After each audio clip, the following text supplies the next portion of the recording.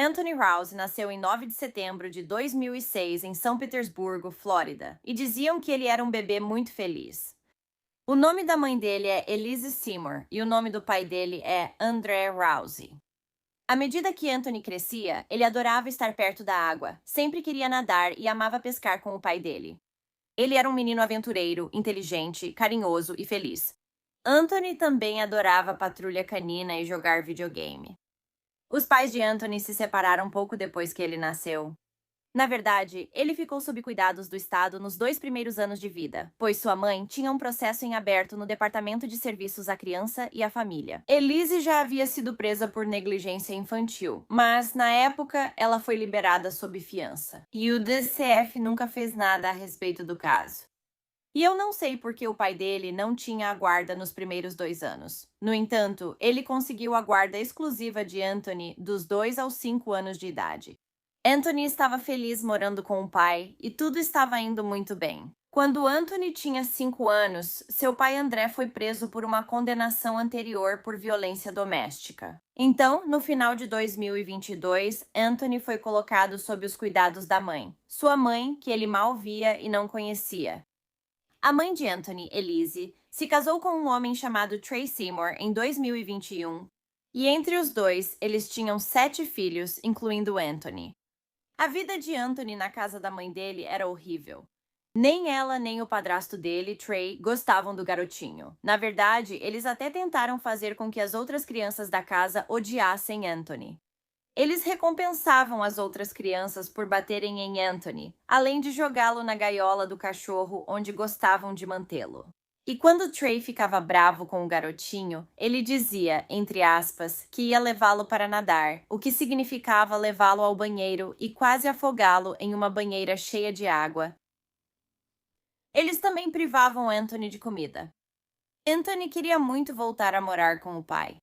André disse que durante as ligações que tinha com Anthony, ele implorava para que fosse buscá-lo, para poder morar com ele.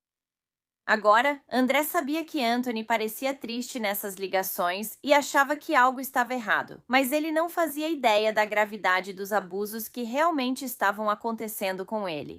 Mas, sabendo que algo não estava certo, assim que André saiu da prisão, ele começou a lutar para ter a guarda de Anthony de volta. Mas então, no sábado, 22 de abril de 2023, por volta das 15 horas, uma ligação para o 911 foi feita do celular de Elise. O departamento do xerife do condado de Polk e o corpo de bombeiros e resgate do condado de Polk foram até a casa em Winter Haven. Foram informados sobre um menino de 6 anos que quase se afogou e estava inconsciente. Ao chegarem, Elise disse aos socorristas que mandou Anthony ao banheiro porque ele tinha feito xixi na roupa. Após cerca de 20 minutos, Elise entrou para ver como ele estava. Nesse tempo, ela navegava no TikTok. Coisas muito importantes. Quando Elise disse que foi ver como ele estava, a porta do banheiro estava trancada. Ela começou a bater na porta, dizendo para Anthony abrir, mas não obteve resposta.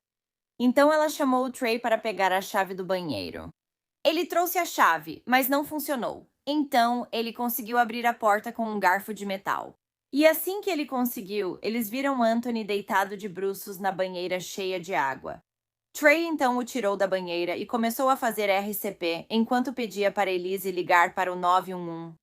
Nesse momento, Anthony ainda estava vivo, mas por um fio. Anthony foi transportado de sua casa para o hospital Winter Haven. De lá, ele foi levado de avião para o hospital St. Joseph, em Tampa. Funcionários do hospital em ambos os locais relataram aos policiais sinais preocupantes de abuso no garotinho. A equipe do hospital observou que Anthony tinha várias feridas abertas, além de muitas cicatrizes de feridas antigas. E em 24 de abril de 2023, a equipe do St. Joseph's Hospital realizou uma tomografia cerebral em Anthony. E os resultados mostraram que não havia atividade cerebral. Eles realizaram esse teste novamente mais tarde e os resultados foram os mesmos. O pequeno Anthony Rouse foi declarado morto às 20h19 do dia 24 de abril de 2023. Hoje, no 10 Tampa Bay, ele falou com exclusividade com o xerife Grady Judd sobre um caso que abalou seus policiais. Nossos detetives estão profundamente abalados com o fato de que alguém possa torturar uma criança. Em abril, os investigadores dizem que Elise e Trey Seymour relataram que Anthony Rouse, de 6 anos, se afogou intencionalmente na banheira. Os pais disseram que ele se suicidou. Bem, não, ele não se suicidou. Após obter mandado de busca, detetives encontraram uma casa dos horrores. Eles não havia energia elétrica. Eles encontraram janelas que estavam cobertas. Eles encontraram a gaiola de cachorro, onde o menino de 6 anos estava trancado e mantido lá. Após meses reunindo provas, a Procuradoria-Geral agora indiciou o casal por homicídio em primeiro grau. Prisão é pouco para eles. Nem o inferno é suficiente para eles. É realmente muito difícil de aceitar. Em entrevista conosco em junho, o pai de Anthony, André Halsey, que tinha a guarda compartilhada, nos disse que não fazia ideia do que seu filho estava passando. Queria que alguém tivesse dito algo. Se você vir algo, diga alguma coisa. Essa frase é muito ignorada. Ao telefone esta noite, Rouse disse que está feliz com a ampliação das acusações e espera ver Elise e Trey no tribunal. Ele concorda que nem mesmo prisão perpétua é justiça suficiente por terem tirado seu lindo menino. Mesmo assim, estando presos no sistema penitenciário estadual, eles não ficarão trancados em uma gaiola de cachorro, nem serão torturados física e emocionalmente. Eles são pessoas muito ruins e merecem estar presos. Foi expedido um mandado de busca para a casa de Elise e Trey, e os investigadores observaram vários pontos preocupantes. As luzes não funcionavam no lado da casa onde ficavam os quartos das crianças, assim como no banheiro onde Anthony foi encontrado. Trey admitiu ter desligado o disjuntor dessa área da casa semanas antes. Acredito que tenha sido uma punição estranha e cruel. O banheiro para o qual Antônio tinha sido mandado não tinha eletricidade nem janelas, então não havia nenhuma fonte de luz natural e a porta estava fechada na época. Antônio foi colocado naquele banheiro porque não era confiável deixá-lo no outro, que tinha eletricidade. A fechadura instalada na porta do quarto das crianças, onde Antônio também dormia, foi colocada ao contrário para que pudessem trancá-las sempre que não quisessem lidar com elas. E no quarto das crianças, além de não ter eletricidade, também foram encontradas roupas espalhadas por todo lugar, sujas de urina e fezes. Também havia fezes espalhadas dentro do armário que ficava nesse quarto. Medicamentos prescritos para Antônio foram achados na casa. Mas ao contá-los, foi descoberto que Antônio não havia recebido a dose correta. Eles também encontraram uma gaiola de cachorro na garagem, a mesma gaiola em que faziam Antônio passar horas e horas. Agora, durante sua entrevista com os detetives, Elise deu várias declarações diferentes. No começo, ela disse que quando mandou Antônio para o banheiro, ele gritou e bateu a porta atrás dele. Ela disse que foi ver como ele estava assim que ele bateu a porta.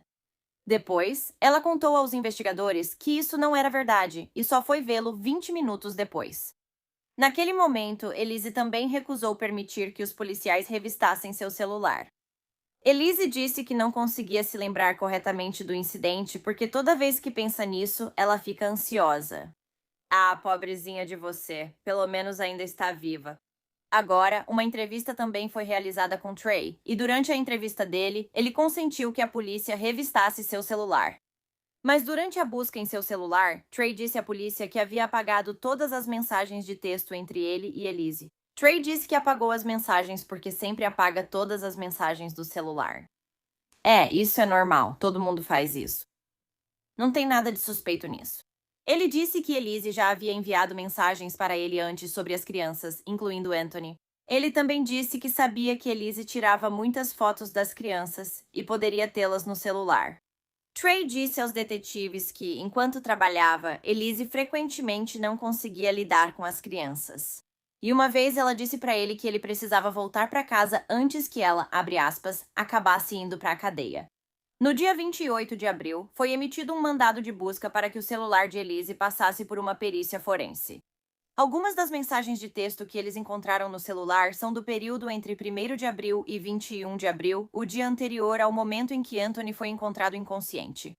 Algumas das mensagens que os detetives encontraram foram as seguintes. Em uma delas, Elise diz: Mano, eu vou acabar matando essa vadia gorda. Minha casa está ficando suja pra caralho por causa dele. As paredes e a garagem estão ficando todas pretas. Tem marcas e porcaria, tipo, mano. Elise também diz, e isso é uma paráfrase, não sei. Ele está tentando me levar a machucá-lo. Acho que ele sente prazer com isso. Aparentemente, Antônio gritou para ela, você é feia e eu te odeio muito. Quero dizer, justo, justo. E depois, ela mandou uma mensagem dizendo que ele precisa ir dormir o quanto antes. Outra mensagem da Elise para o Trey diz, ninguém vai tirar cochilo. Você ficou acordada a noite toda bêbada, torturando o Antônio. E depois ela também disse o quanto odiava ele, se referindo ao Antônio. Elise também disse que ia, abre aspas, quebrar a boca do Antônio. Ela também enviou uma mensagem para o Trey pedindo que avisasse Antônio para se matar em determinado momento. Outras mensagens de texto revelaram como eles escondiam o Anthony na garagem sempre que recebiam visitas. Por algum motivo, em 15 de abril, Elise envia essa mensagem para Trey. Não consegui tirá-lo de lá, e sinceramente nem quero que fale sobre o Anthony. Trey então responde, por que você não pode simplesmente fazer a coisa certa até poder entregá-lo para a agência? Qual é o sentido de comprometer tudo só por uma forma doentia e distorcida de vingança? Não serve para nada e não funciona. Então, estou supondo que ele quis dizer que ela estava tentando se vingar do ex fazendo tudo isso com Anthony. É o que eu acho. Elise então responde, garoto, mas quando era você fazendo isso, tudo bem, né? No dia anterior ao Anthony ser levado às pressas para o hospital, 21 de abril, Elise disse, Street Runner é tão importante para mim, me faz chorar por você. Eu me identifico muito com essa música. Principalmente a parte da garota na música, tudo que ela canta. Se algum dia eu matasse o Anthony, seria ao som dessa música. No dia anterior a ele ser encontrado, No mesmo dia, ela disse ao Trey que queria colocá-lo para adoção. Várias imagens foram recuperadas do celular da Elise. Imagens mostrando Anthony na caixa de transporte para cachorro, junto com um de seus outros filhos com marcas vermelhas pelo corpo todo. Essas imagens também foram compartilhadas com Trey na época em que foram tiradas. Foram feitas 2 entrevistas com o irmão de 10 anos de Anthony. Na primeira, ele disse algo bem diferente do que na segunda. Ele disse que o motivo pelo qual mentiu da primeira vez foi porque tinha medo de que, se dissesse a verdade, Trey fosse para a cadeia. E se Trey fosse para a cadeia, a mãe dele disse que iria sufocá-lo. Então, as outras crianças da casa também estavam sendo claramente maltratadas. O irmão também contou aos investigadores que Trey levava Anthony ao banheiro para nadar, como ele dizia. Ele afirmou que no dia em que Anthony foi ao hospital, viu Trey afogar o irmão. Trey gritou para ele ir para outro cômodo, mas, chocado, o garotinho apenas ficou parado e assistiu. Trey fazia RCP em Anthony quando o irmão dele finalmente saiu do banheiro. Ele também detalhou abusos repetidos, dizendo que Trey dava mata-leão nos meninos para fazê-los dormir. Ele também contou como o casal costumava trancá-los em seus quartos. Em maio, o departamento do xerife obteve mandados de prisão por crimes graves contra o casal e ambos foram presos. Elise e Trey seguem sob custódia do departamento do xerife de Polk. Eles foram inicialmente acusados de abuso infantil agravado, homicídio culposo agravado de uma criança, 2 crimes graves de abuso infantil e de levar um menor à delinquência. Elise também recebeu uma acusação adicional de coação de testemunha em um caso de crime capital. E no dia 23 de agosto, ela pediu para que sua fiança fosse reduzida porque não podia pagar. Sim. Parece que não foi aprovado, porém, no dia 31 de agosto, eles foram indiciados pelas acusações. Nesse momento, também foram acusados de homicídio em 1º grau. Eles devem voltar ao tribunal ainda este mês, em outubro. Todos os 6 outros filhos de Elise e Trey agora precisam de atendimento por tudo o que passaram nas mãos dos pais. Todos foram colocados sob custódia do DCF. Ao saber do internamento do filho por afogamento, André disse que foi um dos momentos mais dolorosos de sua vida. Ele diz, meu corpo tremeu, eu caí de joelhos e comecei a chorar. Eu sabia que não ia acabar bem. O pai devastado de Anthony se lembra da última conversa com o filho, quase palavra por palavra. O último pedido dele foi um presente de aniversário do pai. Ele disse, pai, meu aniversário está perto. e ele disse ao pai que queria um Nintendo Switch. Ele também se lembra que, nessa conversa, disse a Anthony que iria sair para uma viagem de pesca e que ficaria fora por algumas semanas. Ao que Anthony implorou ao pai para que, por favor, não fosse, e André acabou tendo que dizer para ele desligar o telefone. O garotinho só queria muito estar com o pai dele. E quando André voltou para casa daquela pescaria, Anthony já estava morto. Antônio foi cremado em 9 de maio de 2023 e era para ter uma celebração da vida em 16 de setembro. No entanto, ela foi adiada e parece que ainda não foi remarcada.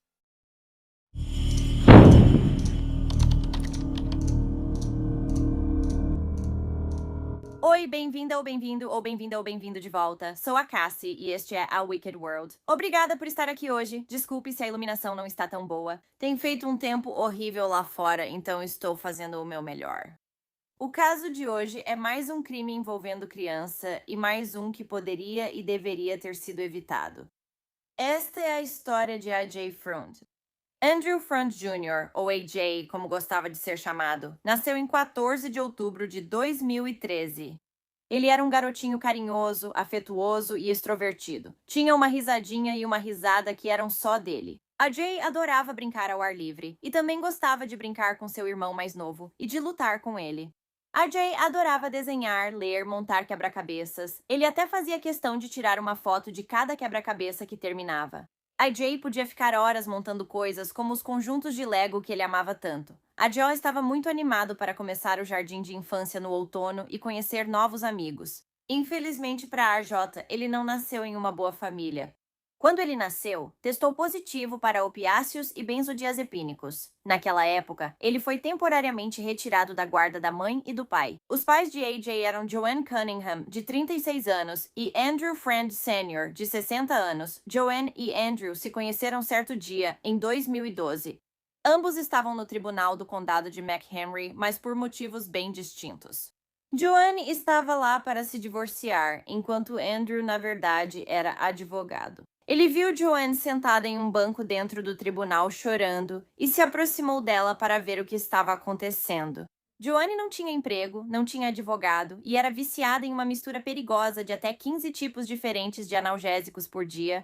Andrew também tinha problemas de dependência com comprimidos, além do álcool. E em certos momentos, esses dois vícios quase custaram sua carreira jurídica. No entanto, ele ainda tinha sua licença e, nesse momento, ofereceu conforto e ajuda para Joanne, atuando como sua advogada.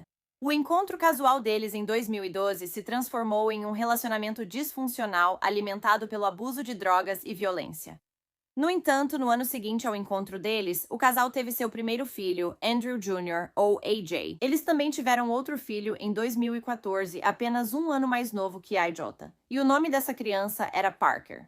Quando AJ foi tirado dos pais após testar positivo para drogas ao nascer, ele foi colocado em acolhimento familiar. No início de 2014, Joanne e Andrew começaram o tratamento contra drogas, além de testes toxicológicos aleatórios, aulas de parentalidade e aconselhamento. Em junho de 2015, um juiz decidiu que eles haviam feito o que precisavam fazer.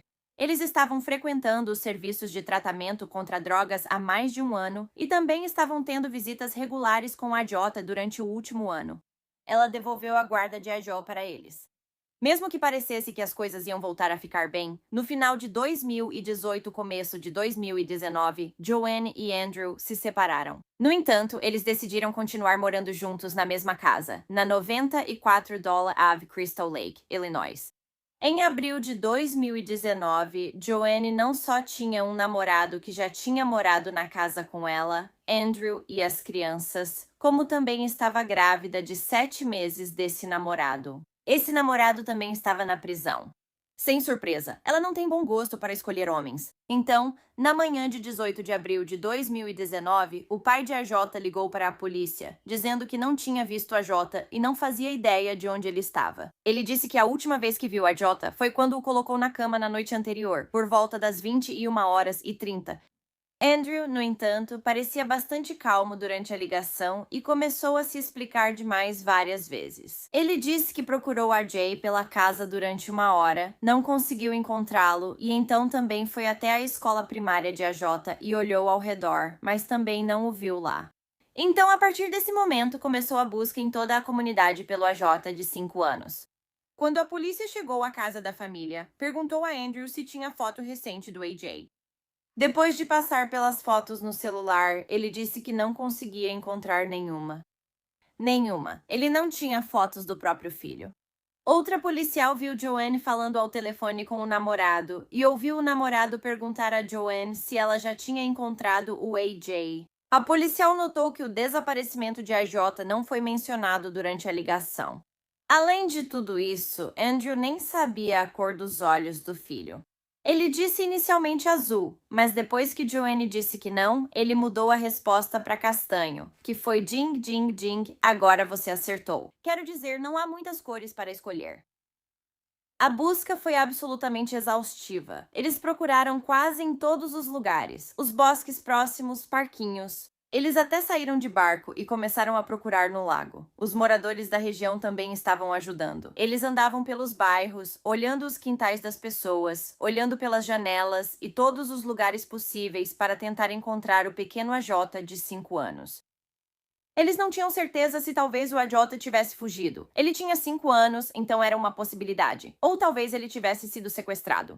A polícia ainda não tinha certeza, então eles foram de porta em porta perguntando às pessoas se tinham visto o AJ. Eles até usaram helicópteros sobrevoando a área para ver se conseguiam encontrar o garotinho dessa forma. Quando a polícia estava revistando a casa, eles descobriram que ela estava absolutamente imunda. Era bagunçada e suja. Havia pilhas de roupas jogadas por toda a mesa de jantar, nos sofás, nas cadeiras, em todos os lugares. Havia fezes de cachorro espalhadas. No chão e nos cobertores, manchas enormes nos tapetes, azulejos faltando no chão da cozinha e do banheiro. A tinta estava descascando do teto e das paredes, e havia pilhas enormes de lixo espalhadas pela casa. Eles até encontraram uma sacola cheia de seringas enquanto procuravam. Então, definitivamente não era um bom lugar para criar crianças.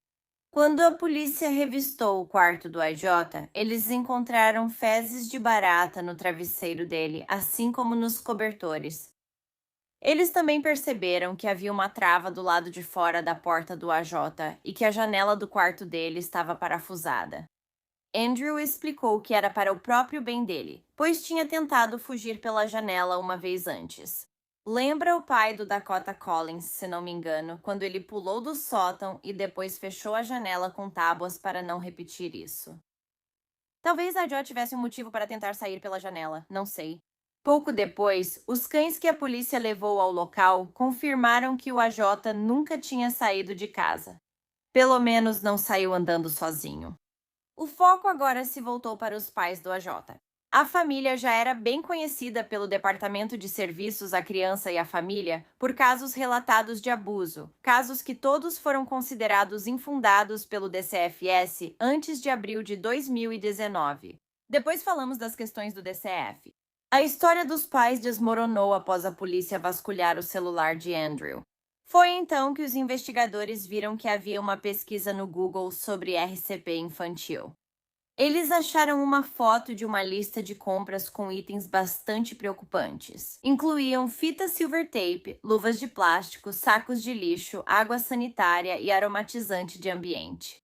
Ao contrário de outros casos reais, esses itens não foram comprados no Walmart, mas no Jewel Osco da região. Quando o casal foi questionado sobre essa lista de compras, eles, claro, tentaram dar uma explicação. Disseram que a fita seria usada para pendurar quadros.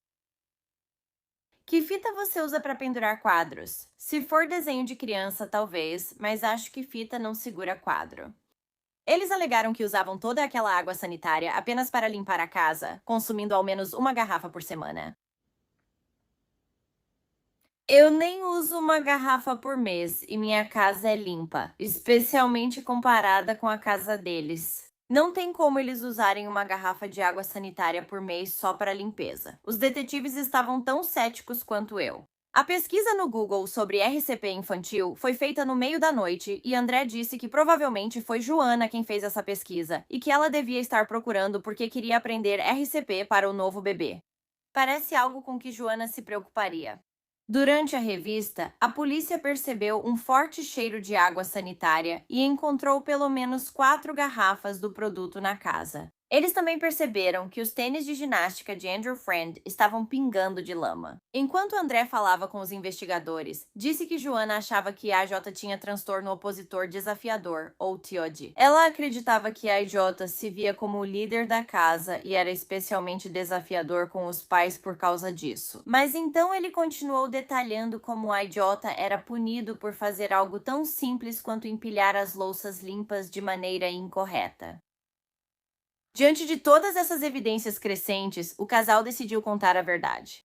Eles finalmente confessaram o assassinato de AJ na manhã de 24 de abril de 2019 e ambos foram presos em seguida. Eles admitiram que, em 15 de abril, AJ mentiu para Joanne sobre ter sujado a cueca.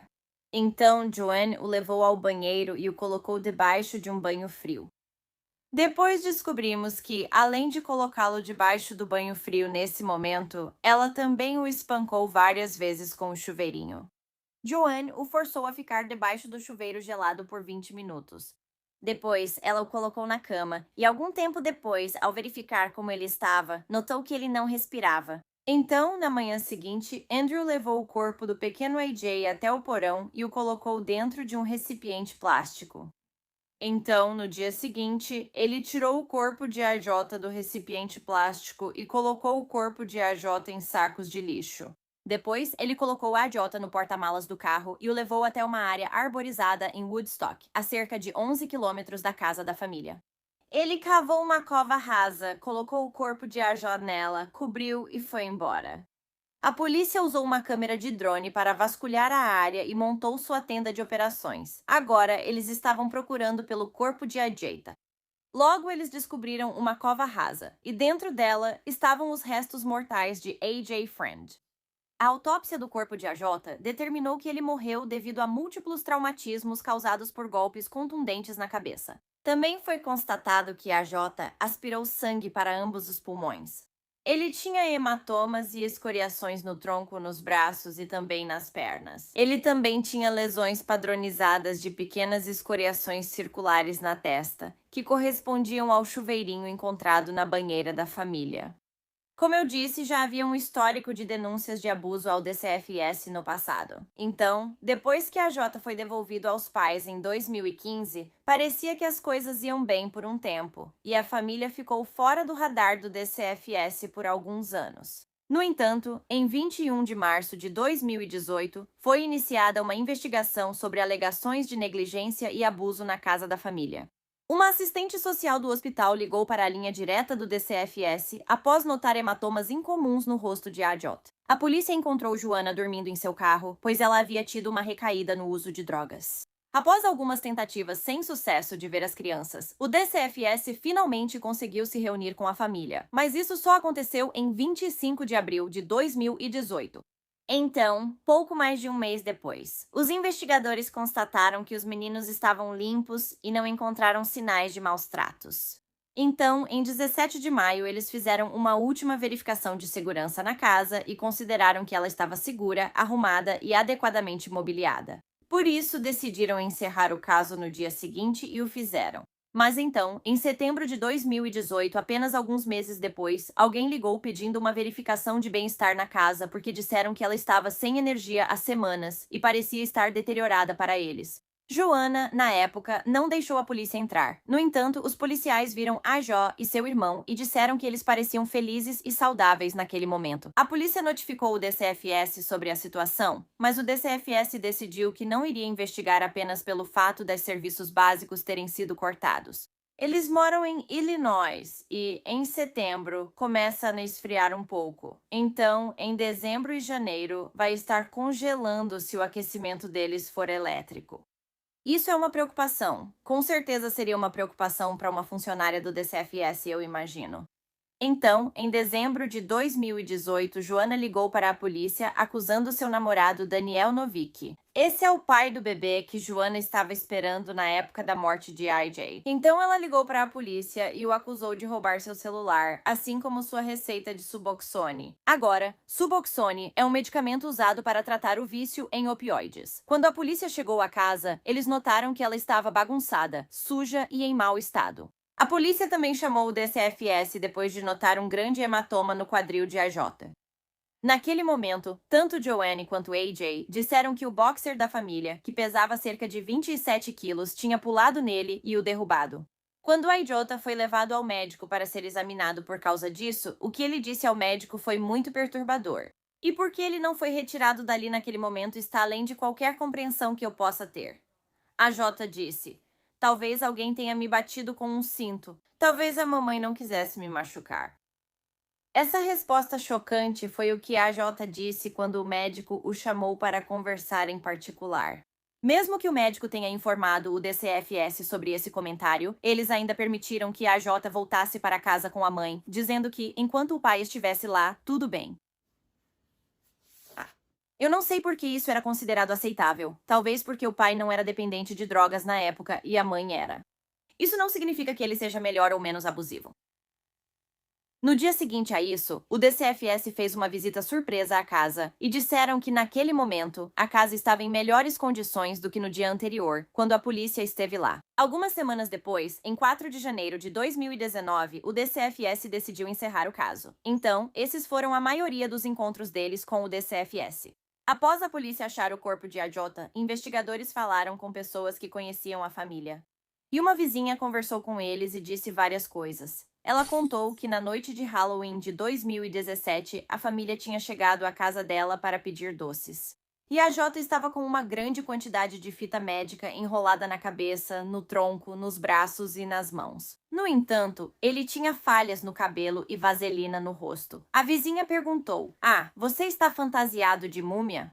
Ao que Joanne respondeu à vizinha que não, AJ tinha acabado de, acidentalmente, derramar uma panela de água fervendo em si mesmo. A mesma vizinha também disse que no inverno daquele ano, ela se lembrava de ter saído para passear com o cachorro e, ao passar pela casa da família, viu AJ e Parker do lado de fora, dentro de um carro ligado, e perguntou o que estava acontecendo. Eles disseram que iam sair para ir a um motel antes que a mamãe e o papai se matassem.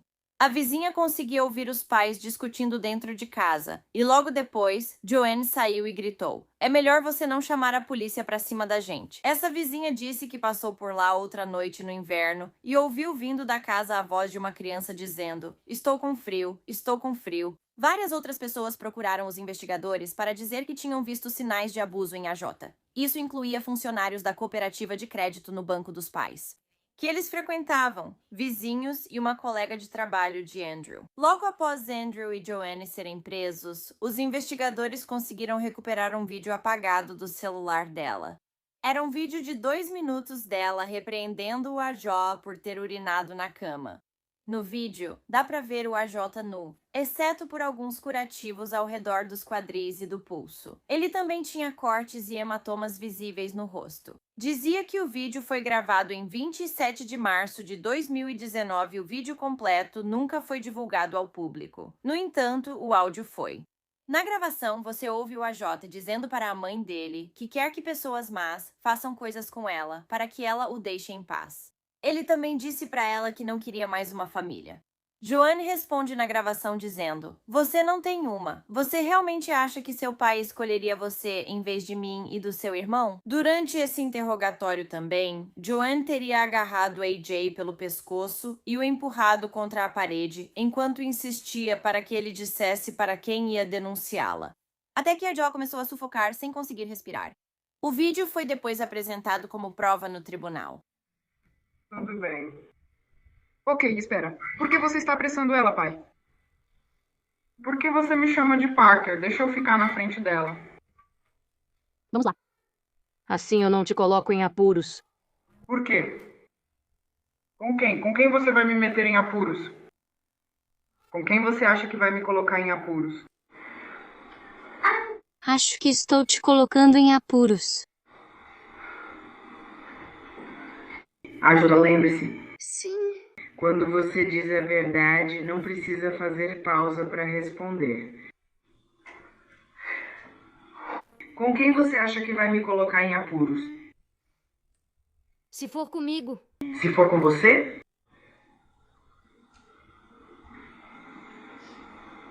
Você acha que eu vou me meter em encrenca com você?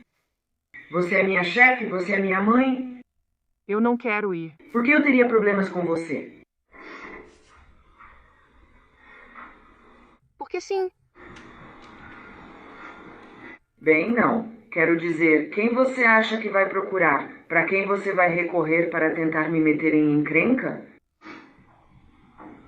Eu não vou procurar ninguém. Como você vai me colocar em encrenca? Mais Parker, Como você diz. Como? Quem você procuraria para nos meter em encrenca? Eu não vou procurar ninguém. Eu só. Você não faria isso mesmo, porra. Ir a ninguém para nos colocar em apuros. Como a gente se meteria em encrenca? Não venha com papo furado pra mim. Você acha que eu sou burra ou que eu sou burra por ninguém responder? você não sabe que eu penso assim, então. Não, eu não pergunto. Eu não faço perguntas porque eu não sei as respostas. Quem você acha que vai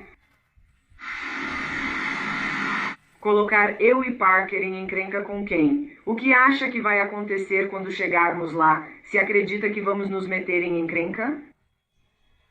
O que você acha que essa encrenca vai fazer com a gente? Ai, meu Deus, eu não quero.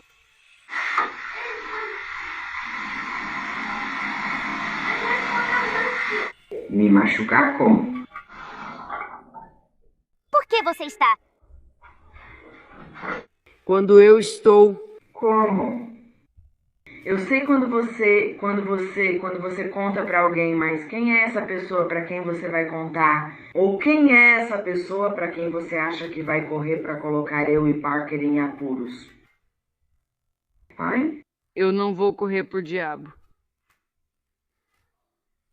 O diabo? Então o diabo vai me colocar em apuros?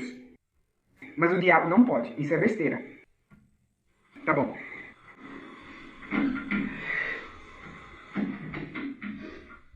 Você disse que já sabe disso. Não. Ok, você está encrencada. Eu e Parker estamos em apuros. Por mim. Não fazendo a coisa certa e não ouvindo. E então por quê? Estamos nos metendo em encrenca por causa disso? Você teria problemas por isso, certo? Então como isso nos colocaria em apuros? Me diga, como você se dando mal vai colocar eu e Parker em apuros? Eu não posso. Ah. Então você está mentindo ou só inventando coisas enquanto fala? Eu não estou mentindo. Sim, você está mentindo. Não.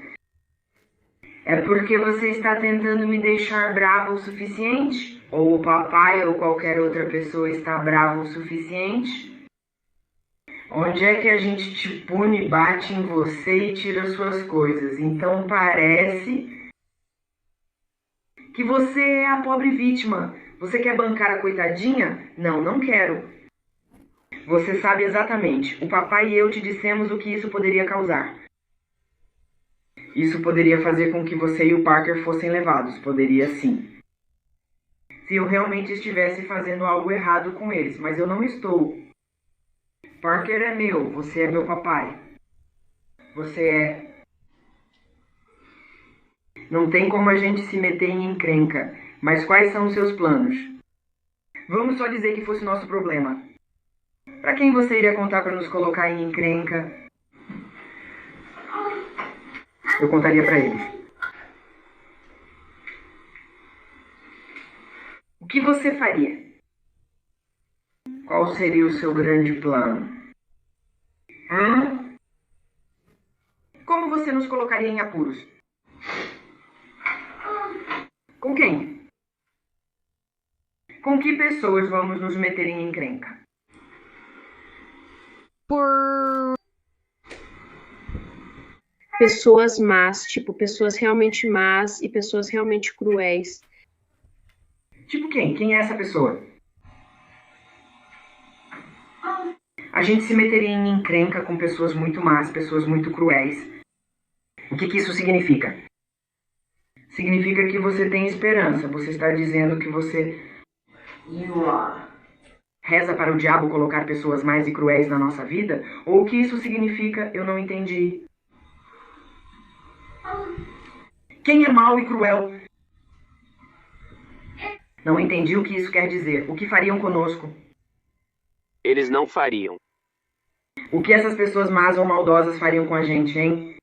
Eles não fariam. Eles machucariam a gente. Como? Machucando. Por que você tem o... Mas isso não nos machuca. Não. Você estava no caminho certo. Não. Quando você ama alguém, você não quer machucar essa pessoa, especialmente desse jeito. Será que eu quero? Eu causo mal? Ou faço mal a você de propósito? Não. Para instigar o mal nesta casa? Não. O Parker faz isso? Não. O papai faz isso? Mais alguém faz isso? Não. Ninguém nesta casa faz isso. Não, só eu e...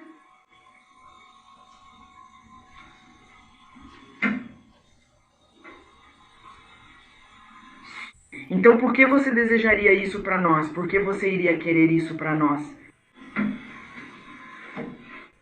Porque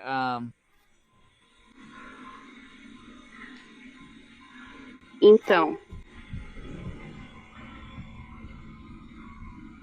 Adjot, eu sei que você sabe a verdade. Você sabe o motivo por trás disso. Eu só quero saber o que é. eu e Terry, a maioria das pessoas más e boas. Que pessoas más? Tipo, algumas pessoas muito malvadas. Onde?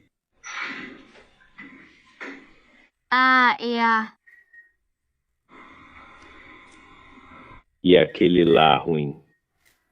Mas não vou estar em nenhuma casa ruim. Olha, eu estou nessa casa e ninguém aqui faz isso.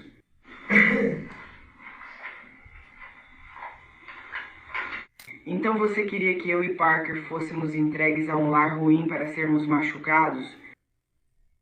Qual é a diferença entre isso e o que você está fazendo aqui nessa casa? Então, Por que você não quer ou não gostaria?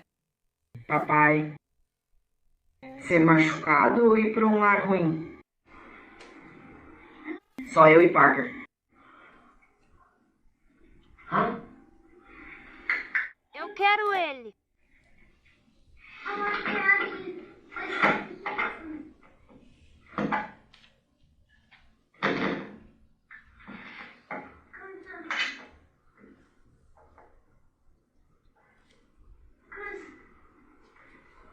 Pensando no seu turno. E porque eu e o Parker não queremos, você quer que a gente vá embora? Não. Então o quê? Diga. Então, pessoas más também não. Mamãe, obrigada, mãe. Por quê? Então você não pode preparar pessoas para estragar uma cama nova. Você ainda não afirmou ter esperança. Foi isso que disse querer. Andrew disse à polícia que os ferimentos vistos no vídeo tinham sido todos causados por Joanne. Ele disse que as punições dela eram surras físicas severas e que ele não concordava com isso. E ele disse para ela pegar mais leve com o garotinho, dar banhos frios nele em vez disso. Quando Joanne batia nele, Andrew disse que muitas vezes ele tinha que intervir e impedir que ela batesse em AJ. Eu não sei. No tribunal, quando Joanne pôde falar em sua própria defesa, ela chamou o filho de inteligente, brilhante, bonito, corajoso, determinado e muito amado. Ela disse: "Eu tive o privilégio de ter a Jota como filho. Eu o amo, sinto saudades dele e não há nada que eu não faria para trazê-lo de volta." Quem realmente me conhece sabe o quanto eu amo ser mãe mais do que qualquer coisa no mundo. Ser mãe me define. Meus filhos me deram um propósito. Sinto tanta falta de todos eles. A morte do AJ não foi tranquila nem pacífica. Foi um ataque cruel e brutal. Foram golpes atrás de golpes, tudo isso enquanto ele era forçado a ficar em um banho gelado, com a mãe gritando na cara dele. Depois disso, o cérebro dele inchou tanto que acabou sendo esmagado contra o crânio, e a Jota perdeu a vida. Mesmo assim, ela ainda ousa falar isso sobre ser mãe. No dia 17 de julho de 2020, Joanne Cunningham foi condenada a 35 anos de prisão. Isso aconteceu 7 meses depois de ela se declarar culpada de uma acusação de assassinato.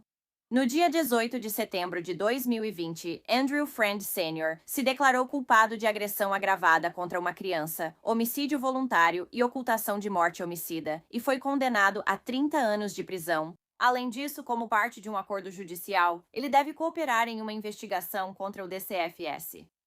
O namorado de Joanne, o pai biológico do bebê, entrou com um pedido para obter a guarda da criança depois que Joanne deu à luz na prisão. No entanto, ele acabou morrendo por suspeita de overdose de drogas.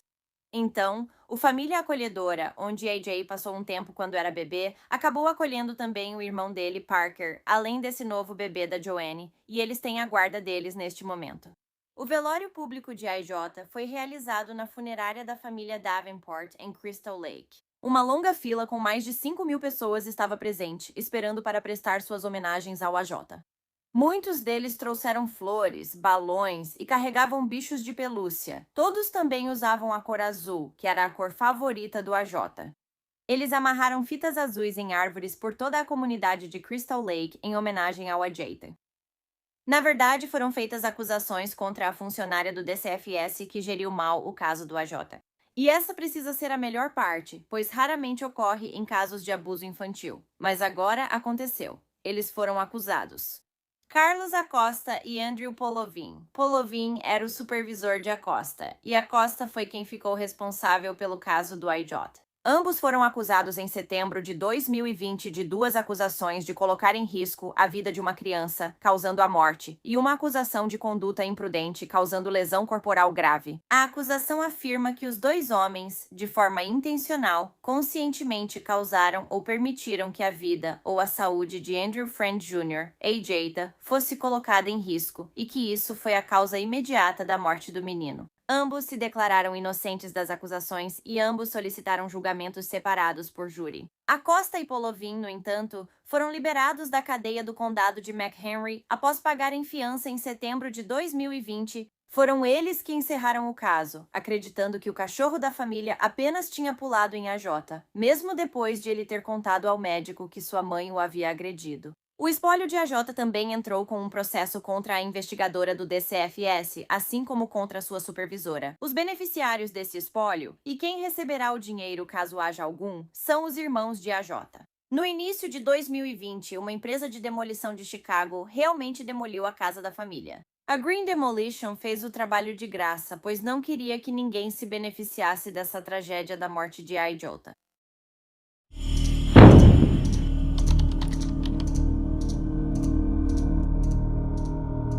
Oi, seja bem-vinda ou bem-vindo de volta. Eu sou a Cassie e este é a Wicked World.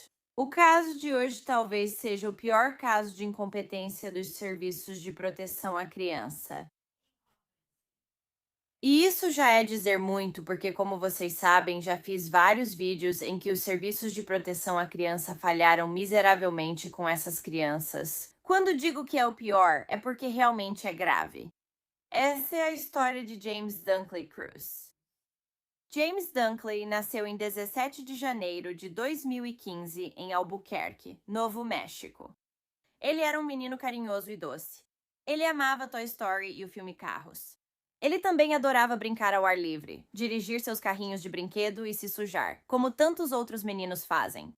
Sua mãe, Krista Cruz, tinha apenas 17 anos e estava em acolhimento familiar quando deu à luz James, que era seu segundo filho. Não há muitas informações disponíveis sobre o pai biológico de James, então realmente não sabemos muito sobre ele. James morava com sua mãe, Krista Cruz. Krista era egoísta, tinha problemas de saúde mental e era uma namoradora compulsiva, pulando de um relacionamento para outro sem se importar com os sentimentos ou a segurança do filho. Agora, Krista havia perdido a guarda de seu filho mais velho em 2014, quando a família paterna entrou com uma ação civil, alegando que ela não era uma mãe adequada. E olha, eles estavam certos. Agora, Krista era igualzinha à própria mãe. Os direitos parentais da mãe de Krista, na verdade, tinham sido encerrados em 2009. Isso foi depois que o Serviço de Proteção à Criança recebeu 22 denúncias de abuso e negligência.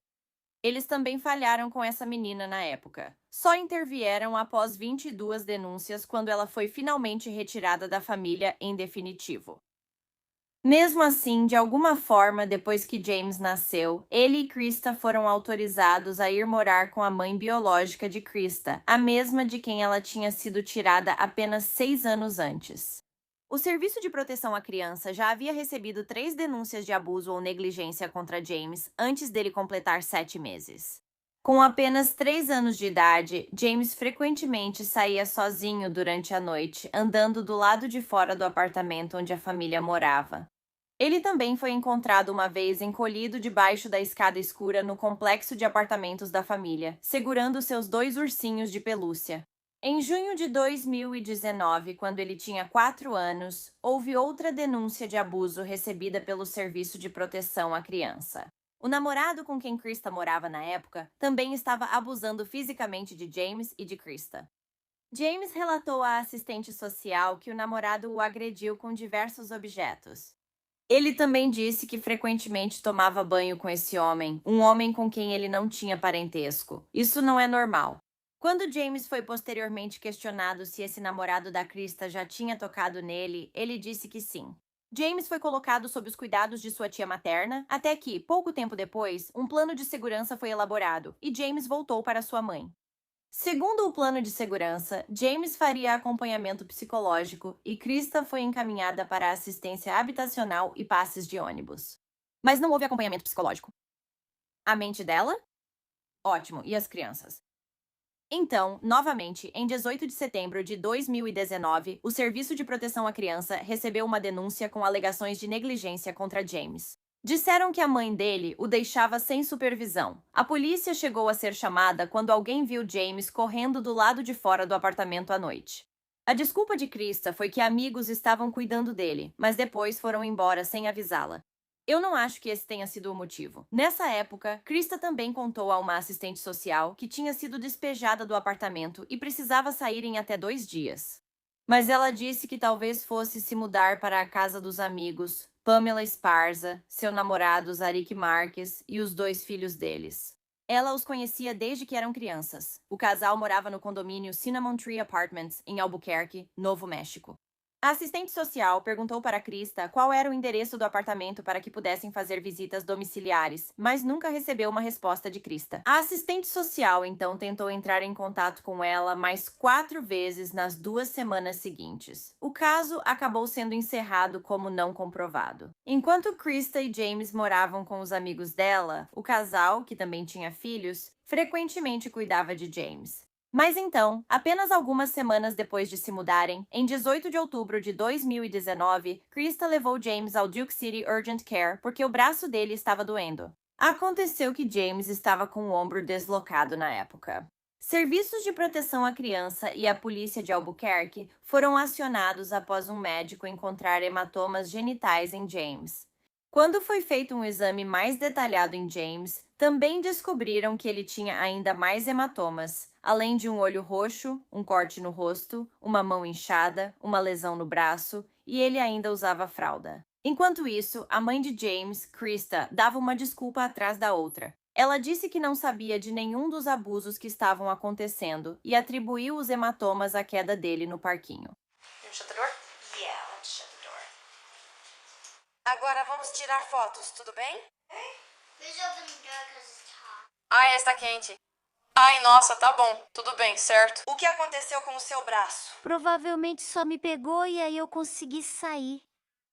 Ai, meu Deus, tá bom. Certo, então eu preciso de um pouco de pão e gato.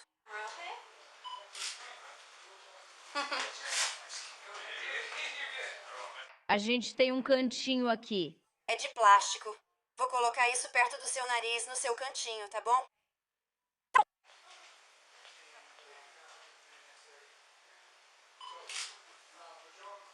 Muito bem. Tudo bem, você pode fechar os olhos pra mim? Mantenha os olhos dela assim. Você está indo bem. Pronto, tudo bem. Vai funcionar, certo? Olhe. You want a cigarette? Viu? Isso funcionaria. Viu? Tá. Tudo bem. Posso ver suas costas? Você pode virar de costas pra mim? Posso remover sua tipoia agora? Sim. Vamos recolocar em breve e revisar todos os dodóis que você mostrou antes. Sim. Vamos recolocar em breve e revisar todos os dodóis que você mostrou antes, ok? Tá bom. Levanta um pouco o braço. Pronto. Não quero machucar, tá? Posso tirar uma foto do seu braço? Tá bom. Essa mão está um pouco inchada. Acho que é por causa da lesão. Abra a mão. Consegue abrir um pouco? Não precisa mexer, tudo bem? Tudo bem. Certo, antes de mexermos na sua camisa, vou pedir pra você virar a cabeça um pouquinho de lado, tá bom? Tem outra coisa na sua orelha também.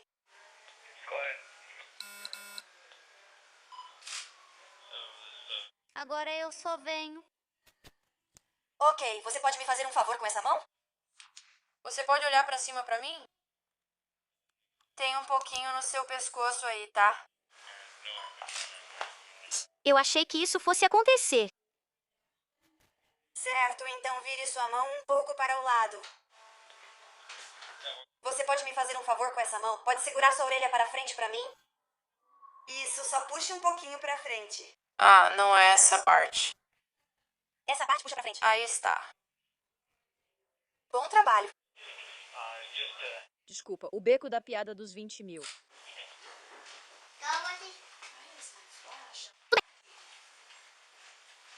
Tente de novo. Droga! Ah, tudo bem. Tudo bem. Posso olhar atrás da outra orelha? Muito bem. Obrigada.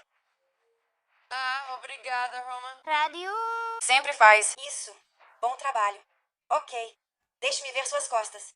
Posso ver suas costas rapidinho? Está subindo. Você precisa se levantar. Consegue, James? Você está bem para se levantar? Eu preciso passar para o outro lado. James, neste momento, já tinha sofrido ferimentos causados por 3 homens diferentes, incluindo o novo colega de quarto da Krista, Zarek. A outra colega de quarto, Pamela, logo apareceu no pronto-socorro também, e ela culpou a filha dela de 2 anos pelos hematomas do James. James foi levado para um acolhimento emergencial temporário. Suspeitava-se que Zarek tinha causado muitos dos ferimentos do menininho. 3 dias depois, em 21 de outubro, foi realizada uma visita domiciliar. Agora, eu não sei o que foi visto nem o que foi dito. Deve ter sido algum tipo de mágica, porque James foi devolvido aos cuidados da mãe. Eles consideraram o caso dele seguro com um plano de segurança. Então, em outras palavras, Krista tinha um acordo escrito que ela assinou com os serviços de proteção à criança, dizendo que ela tomaria as medidas adequadas para garantir a segurança de James. Dia 21 de outubro, escrito e assinado, certo? Então, mesmo que agora, além da negligência, também houvesse abuso físico e sexual acontecendo, ele ainda era autorizado a ficar com a mãe dele. A negligência de James por parte da mãe foi considerada comprovada, enquanto o abuso físico e sexual foi considerado não comprovado em relação ao autor desconhecido. A investigadora dos serviços de proteção à criança disse para Krista que ela não podia mais morar no apartamento com Zarek e Pamela. A assistente social, em vez disso, providenciou que os dois ficassem no abrigo Joy Junction. 2 dias depois, foi confirmado que elas realmente estavam morando no abrigo. No entanto, no dia seguinte, Krista ligou e disse à assistente social que não iria mais morar no abrigo e que James, na verdade, estava ficando com a irmã dela no Arizona. Ela se recusou a dar informações de contato ou localização, então os assistentes sociais chamaram a polícia para uma verificação de bem-estar. Como o único endereço que eles tinham era o da Pamela e do Zarek, a polícia apareceu lá. No entanto, não havia ninguém em casa. Eles conseguiram informações da irmã da Krista e tentaram contato com ela. Eles não conseguiram falar com ela, mas também mandaram mensagem para a Krista, procurando informações sobre onde o James estava. Dias depois, Krista finalmente respondeu, dizendo que ela e James estavam, na verdade, no Arizona.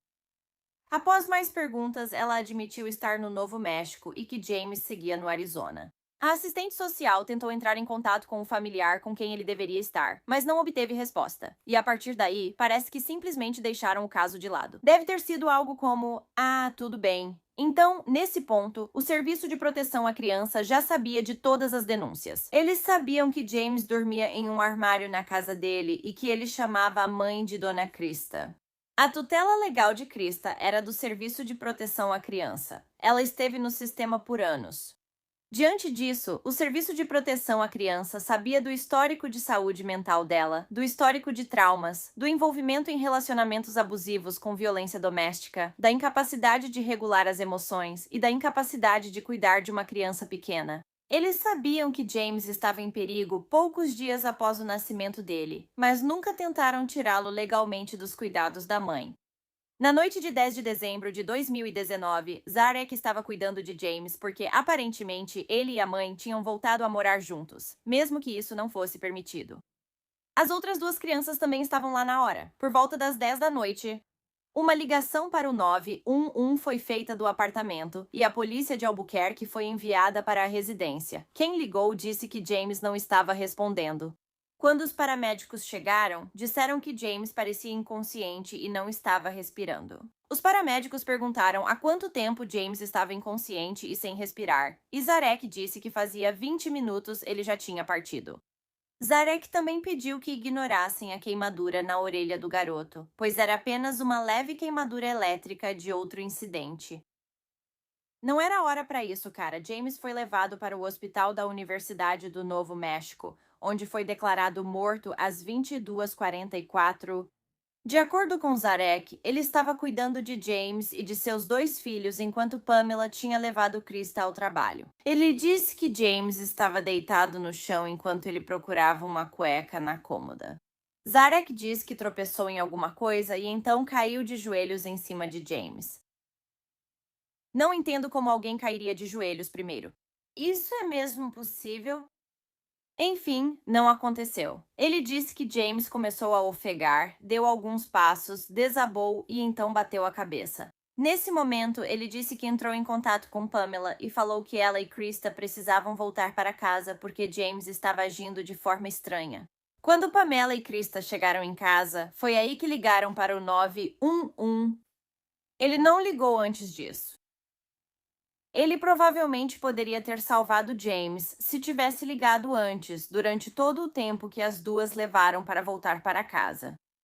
James tinha inúmeras lesões visíveis, e isso nem é tudo. Ele tinha hematomas por todo o corpo, inclusive em lugares onde você nem imaginaria ver hematomas, como no topo do pé e atrás do joelho. Ele também tinha a parte superior da orelha ensanguentada, uma escoriação no queixo, escoriações no joelho direito e um galo na cabeça.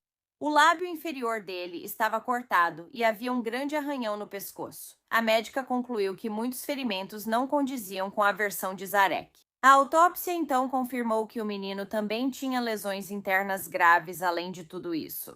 A causa da morte de James foi traumatismo craniano por objeto contundente e trauma no tronco. Ele apresentava uma fratura na mandíbula e hemorragia subdural em cicatrização. Os policiais notaram que Zarek tinha a mão machucada e inchada. Quando questionado, ele afirmou ter brigado no trabalho semanas antes, mas depois mudou a versão, dizendo que socou um carro ao saber da morte de James. As imagens das câmeras mostram que ele não socou nada. A filha de 2 anos de Zarek também contou aos investigadores que o pai pula em cima do James com muita força quando está bravo. A menina disse que James se machucava e ficava dizendo ai, ai, ai. E ela estava preocupada com ele. Ela tem 2 anos. Detetives também acharam mensagens entre Zarek e Pamela. E essas mensagens vinham de meses antes, falando sobre bater nas crianças, mentindo sobre um hematoma na perna de James e falando sobre odiar James e Krista. Em uma mensagem, Pamela disse que mandou James, que chorava, calar a boca e que ninguém se importa. Isso foi em relação a uma lesão na perna que o pobre garotinho tinha. A mensagem também pede para Zarek mentir para a mãe dela sobre como o garotinho se machucou, dizendo que talvez eles devessem culpar a outra criança em vez disso. Pamela contou à polícia que, quando o casal levou James para o dia de ação de graças, o pobre garotinho mal conseguia andar. Ela disse que ele realmente sentia dor. Mas Pamela disse que ele só tinha uma perna fraca. A única assistente social do Serviço de Proteção à Criança, que já investigara a casa enquanto James vivia com Zarek e Pamela, implorava aos chefes para tirá-lo da guarda deles. Eles disseram não e mandaram ela se acalmar. Após a morte do garotinho, Krista tentou dizer que fez de tudo para salvá-lo. Ela disse que James sempre vinha em primeiro lugar para ela. Ela disse que quando morava em Rio Rancho, ia e voltava do trabalho a pé só para poder sustentá-lo. Sim, esse é seu papel como mãe. Não está fazendo nada especial ou diferente. Em uma vigília que foi realizada para James dias após sua morte, Krista se levantou e falou. E ela disse que acredita que o homem machucou James, mas não sabe como. E ela disse, eu confiei minha vida a essa pessoa. E como qualquer mãe, você pensa que conhece essa pessoa há tanto tempo. Ela não vai machucar seu filho ou fazer algo assim.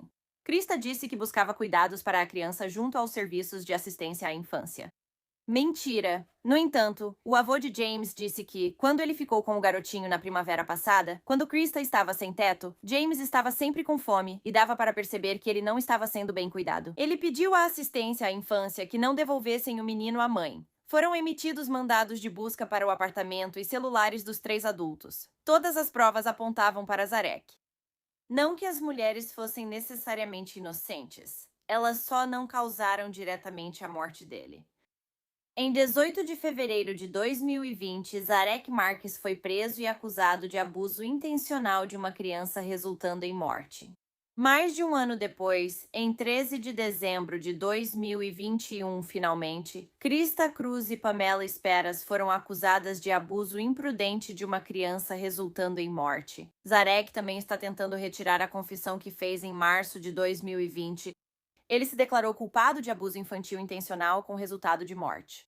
Mas ele estava pedindo para retirar a confissão, dizendo que não entendia que passaria o resto da vida na prisão. Ele achava que iria sair depois de 30 anos. O que a sentença realmente estabelecia no acordo era que ele cumpriria prisão perpétua e seria elegível para a liberdade condicional após 30 anos. Ele leu isso e assinou. Foi em troca de evitar outras acusações. Ele achava que seria automaticamente libertado após 30 anos. Ele disse que entendeu errado. A juíza rapidamente negou o pedido, até lembrando que, em março, perguntou a Zarek se ele tinha alguma dúvida sobre o acordo judicial e Zarek permaneceu em silêncio. O avô de James entrou com uma ação por morte indevida em nome da família. Eles dizem que a assistente social do caso de James lutou para tirá-lo da custódia da mãe dele. Porém, os supervisores dela disseram não e pediram que se acalmasse. A ação alega que os serviços de proteção à criança tinham a obrigação, segundo a lei e a Constituição dos Estados Unidos, de tirar James do lar inseguro e colocá-lo em um ambiente seguro. O processo também inclui alegações de que os serviços de proteção à criança tentaram encobrir a forma como lidaram com o caso. A gerente dos serviços de proteção à criança orientou a assistente social a apagar as anotações do celular antes de inseri-las no sistema. Elas achavam que todas as fotos tinham sido destruídas. A assistente social entregou o celular, que foi restaurado para as configurações de fábrica. Este processo, movido em nome do espólio de James, busca indenizações não especificadas, mas também quer ver mudanças nas políticas e procedimentos dos serviços de proteção à criança, que tem como objetivo evitar as falhas que aconteceram no caso de James. Uma ação federal também foi movida com muitas das mesmas alegações do processo apresentado pelo espólio de James, afirmando que os serviços de proteção à criança falharam em proteger James, assim como encobriram informações importantes. Funcionários notaram hematomas no menino e acionaram os serviços sociais após um incidente, quando a mãe veio buscá-lo. Ele se virou, olhou para ela, e a sensação que você tinha era simplesmente horrível. Era como se ele estivesse apavorado. Você já viu algo assim? Em 10 anos nesta creche particular, nunca vi alguém olhar para a própria mãe daquele jeito. Quando ele morreu, sabíamos que era grave, mas não fazíamos ideia do nível em que realmente estava. Parte o coração pensar que mandávamos aquele garotinho para casa para aquilo diariamente.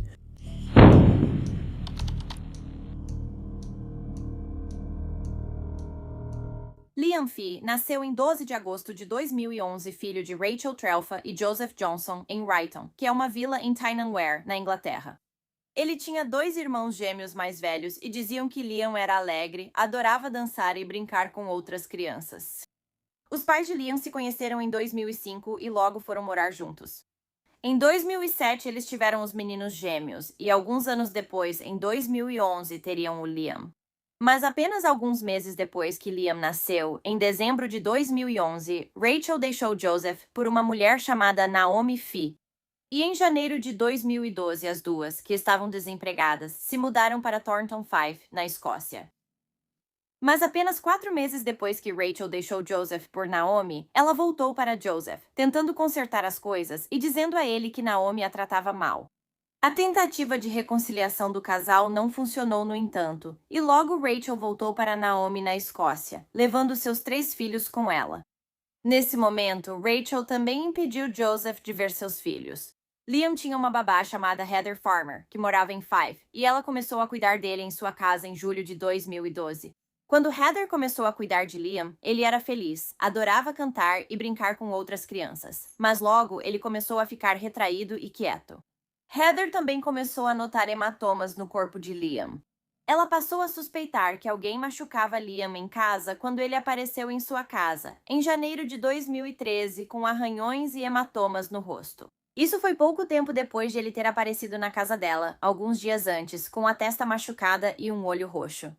Ela então procurou a Associação Escocesa de Cuidados Infantis para relatar o caso. Quando Heather perguntou a Rachel, mãe de Liam, sobre os ferimentos, ela respondeu que ele apenas caiu do berço. Então, embora Heather não soubesse necessariamente se Rachel estava maltratando o filho, ela sabia que, pelo menos, ela estava sendo negligente com ele. Heather diria depois que às vezes se preocupava tanto com Liam que não conseguia dormir. Quase ao mesmo tempo em que Heather contatou a Associação de Cuidados Infantis, uma assistente social foi designada para o caso de Liam. Mas a assistente social, assim como a policial que foi até a casa dos Fee para verificar a situação, aceitaram a explicação plausível dada por Rachel e Naomi de que ele simplesmente tinha batido a cabeça. Então nada mais foi feito. Então, em abril de 2013, a assistente social designada para o caso de Liam ficou doente e precisou se afastar do trabalho por um bom tempo. Durante a ausência dela, nenhum assistente social foi designado para o caso de Liam, que acabou sendo esquecido. Mais ou menos na mesma época, Heather disse para Rachel e Naomi que não poderia mais cuidar de Liam. E embora ela não tenha dito isso diretamente, foi porque sentiu que não podia mais confiar na dupla. Após a saída de Heather, Liam passou a frequentar a creche Sunshine Private Nursery em Kirkcaldy. Ele ia lá 2 vezes por semana, mas logo a equipe da creche notou que Liam chegava com hematomas, e certa vez com o lábio inchado. Quando isso foi mencionado para a mãe de Liam, Rachel, ela disse que ele estava se machucando, beliscando a si mesmo, e achava que era porque ele era autista, embora não tivesse nenhuma prova disso. Mas as funcionárias da creche também perceberam que Liam parecia bastante assustado com a mãe, e então, um dia, ele também chegou com um olho roxo. Depois também contataram a assistência social para relatar suas preocupações. No entanto, assim que Rachel soube dessa denúncia que havia sido feita, ela entrou furiosa na creche e imediatamente retirou Liam. Então, a assistente social designada para investigar essas denúncias feitas pela creche decidiu que as marcas no corpo de Liam não foram feitas por um adulto, e ela aceitou a explicação de que ele estava se machucando sozinho aos 2 anos de idade. Rachel e Naomi fizeram de tudo para esconder seus crimes e poucos conheceram Liam. Mas ele frequentou a creche. Tipo brincar com amigos na piscina com carrinhos e afins. As professoras dele falaram do menino de 2 anos que viram. O sorriso dele era contagiante. Assim que você o via, sentia vontade de sorrir porque ele ficava tão feliz em ver as pessoas. A equipe notou hematomas no menino e acionou o serviço social após um incidente na hora em que a mãe veio buscá-lo. Ele se virou, olhou para ela, e a sensação que você tinha era simplesmente horrível. Parecia que ele estava apavorado. Você já viu algo assim? Em 10 anos nesta creche particular, nunca vi alguém olhar para a mãe daquela forma. Quando ele morreu, sabíamos que era grave, mas não fazíamos ideia do nível em que realmente estava. Parte o coração pensar que mandávamos aquele garoto para casa para aquilo todos os dias. Esta é a casa onde Liam morreu. Uma assistente social veio aqui junto com a polícia quando a creche de Liam alertou sobre os ferimentos que ele tinha no corpo. Disseram que Liam só bateu a cabeça, aceitaram e foram embora. Depois, a assistente social entrou em licença médica. Ninguém foi designado e a família ficou sem acompanhamento. Quando Liam foi posteriormente levado para um exame médico, o fato de que ele estava perdendo peso nem sequer foi registrado e abuso ou negligência infantil não foi sequer suspeitado na época. Então, em setembro de 2013, uma mulher chamada Patricia Smith, que conhecia a família, também entrou em contato com os assistentes sociais depois de ter visto a família do lado de fora certo dia. Liam estava sentado em seu carrinho e tinha um cobertor sobre a cabeça. Quando ela conseguiu ver o rosto dele, disse que ele parecia péssimo e não sabia se ele estava drogado ou morto. Pouco tempo depois disso, um dos irmãos de Liam também sofreu uma lesão no pé, que ficou sem tratamento até que ele acabou tendo que ser hospitalizado por causa disso. Uma vizinha denunciou a lesão para uma assistente social, mas não soube mais nada depois. Então, na noite de 22 de março de 2014, pouco antes das 7h30 da noite, vizinhos da família ouviram gritos e choro histérico vindo do apartamento deles. E menos de meia hora depois, Naomi ligou para o 999 dizendo que Liam não estava respondendo. Os primeiros socorristas chegaram à casa às 8h03 da noite. Eles notaram que o corpo de Liam já estava enrijecido, indicando que ele não morreu recentemente, ao contrário do que as mulheres alegavam.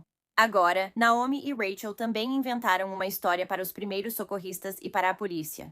Alegaram que Rachel saiu naquela noite e Naomi pôs Liam para dormir mais cedo, subindo para vê-lo por volta das 7 da noite, e soltou um grito de gelar o sangue quando o encontrou sem vida e pálido. Enquanto os primeiros socorristas atendiam Liam, Rachel trouxe um dos irmãos mais velhos de Liam e o empurrou na frente dos policiais, exigindo que ele contasse o que tinha feito ao irmãozinho. Quando ele não disse nada, Rachel disse à polícia que tinha sido ele quem sufocou Liam. Esse irmão mais velho seria levado à delegacia mais tarde para interrogatório e, uma vez lá, ele admitiu que matou Liam. Ele disse que ficou com ciúmes porque seu irmãozinho recebia mais atenção.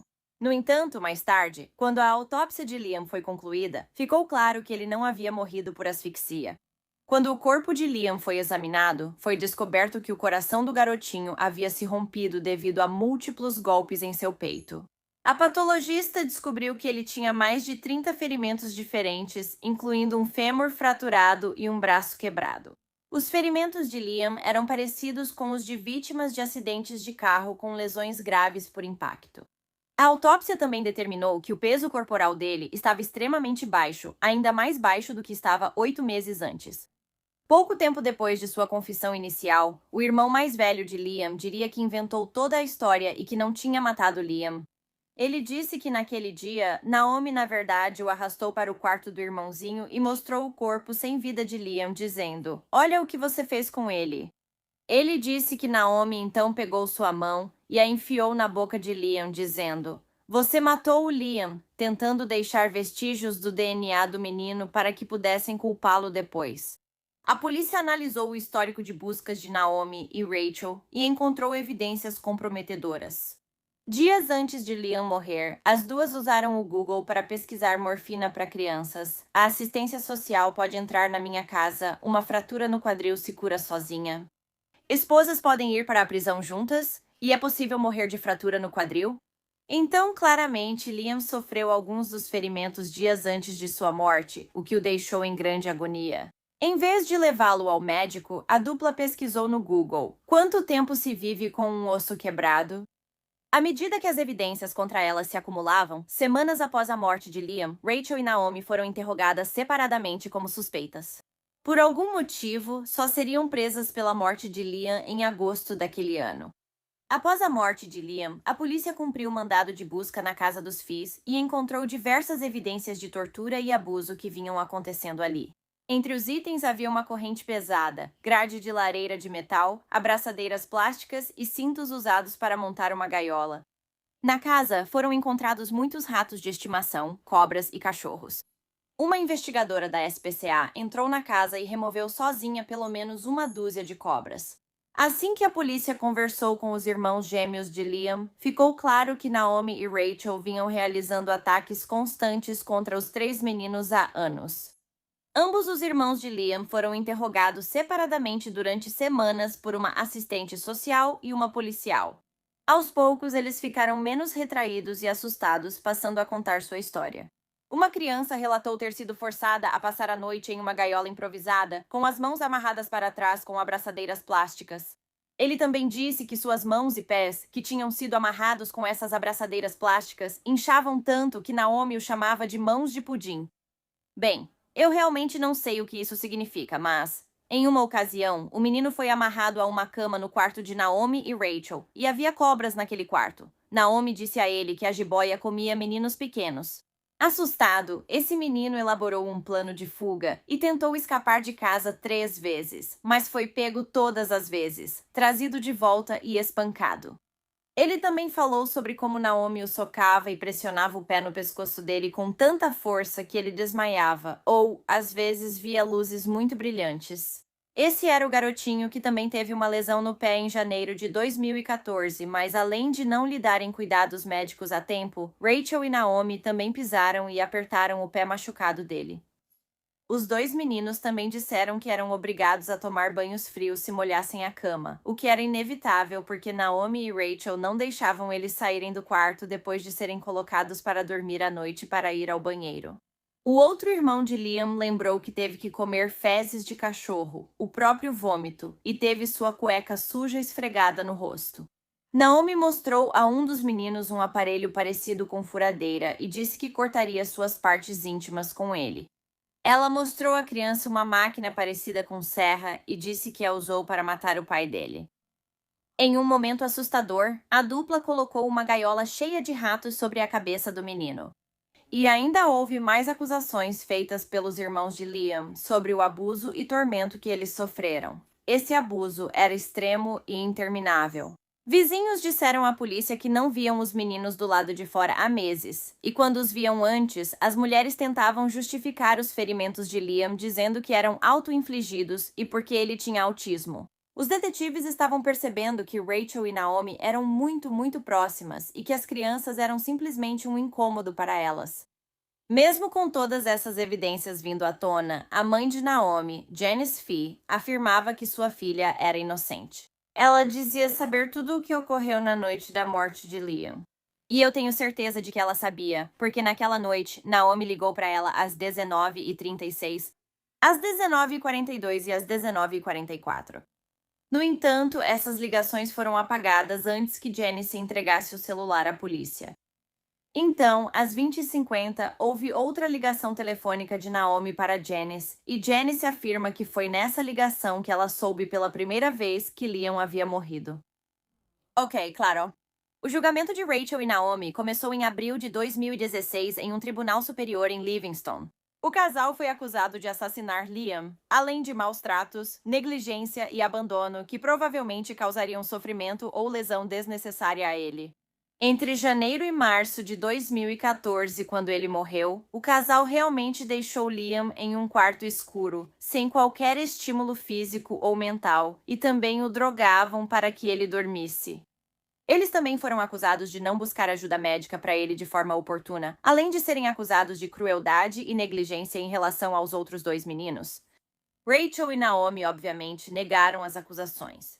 A juíza disse às mulheres que elas abusaram gravemente de suas responsabilidades parentais, causando danos físicos e mentais terríveis a Liam, e que não demonstraram nenhum remorso. Durante o julgamento, o júri soube sobre os abusos implacáveis que os meninos sofreram ao ouvir mais de 20 horas de entrevistas gravadas com os 2 meninos sobreviventes. Ouviram também que Naomi e Raquel tentaram inicialmente culpar um dos meninos pela morte de Liam. Os jurados também viram fotos do fêmur de Liam, que foi partido ao meio. Vários membros do júri ficaram em lágrimas quando um vídeo policial mostrando o corpo do menino foi exibido no tribunal.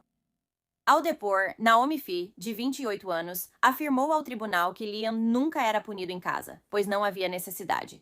Mas ela também disse que ficou preocupada com o comportamento de Liam quando percebeu que ele estava ficando mais retraído e novamente se machucando. Ela afirmou que o comportamento de Liam só começou depois que um de seus irmãos mais velhos passou a apresentar comportamento sexualizado em relação a Liam. Ela disse que desde então Liam nunca mais foi o mesmo. Então, primeiro eles culparam o pobre garoto pela morte de Liam. E agora, como isso não funcionou, estão culpando o garoto por sexualizá-lo, ainda tentando tirar a culpa deles de alguma forma. Naomi também disse ao júri que Liam ficava apavorado se não fosse ela a primeira a entrar no quarto dele.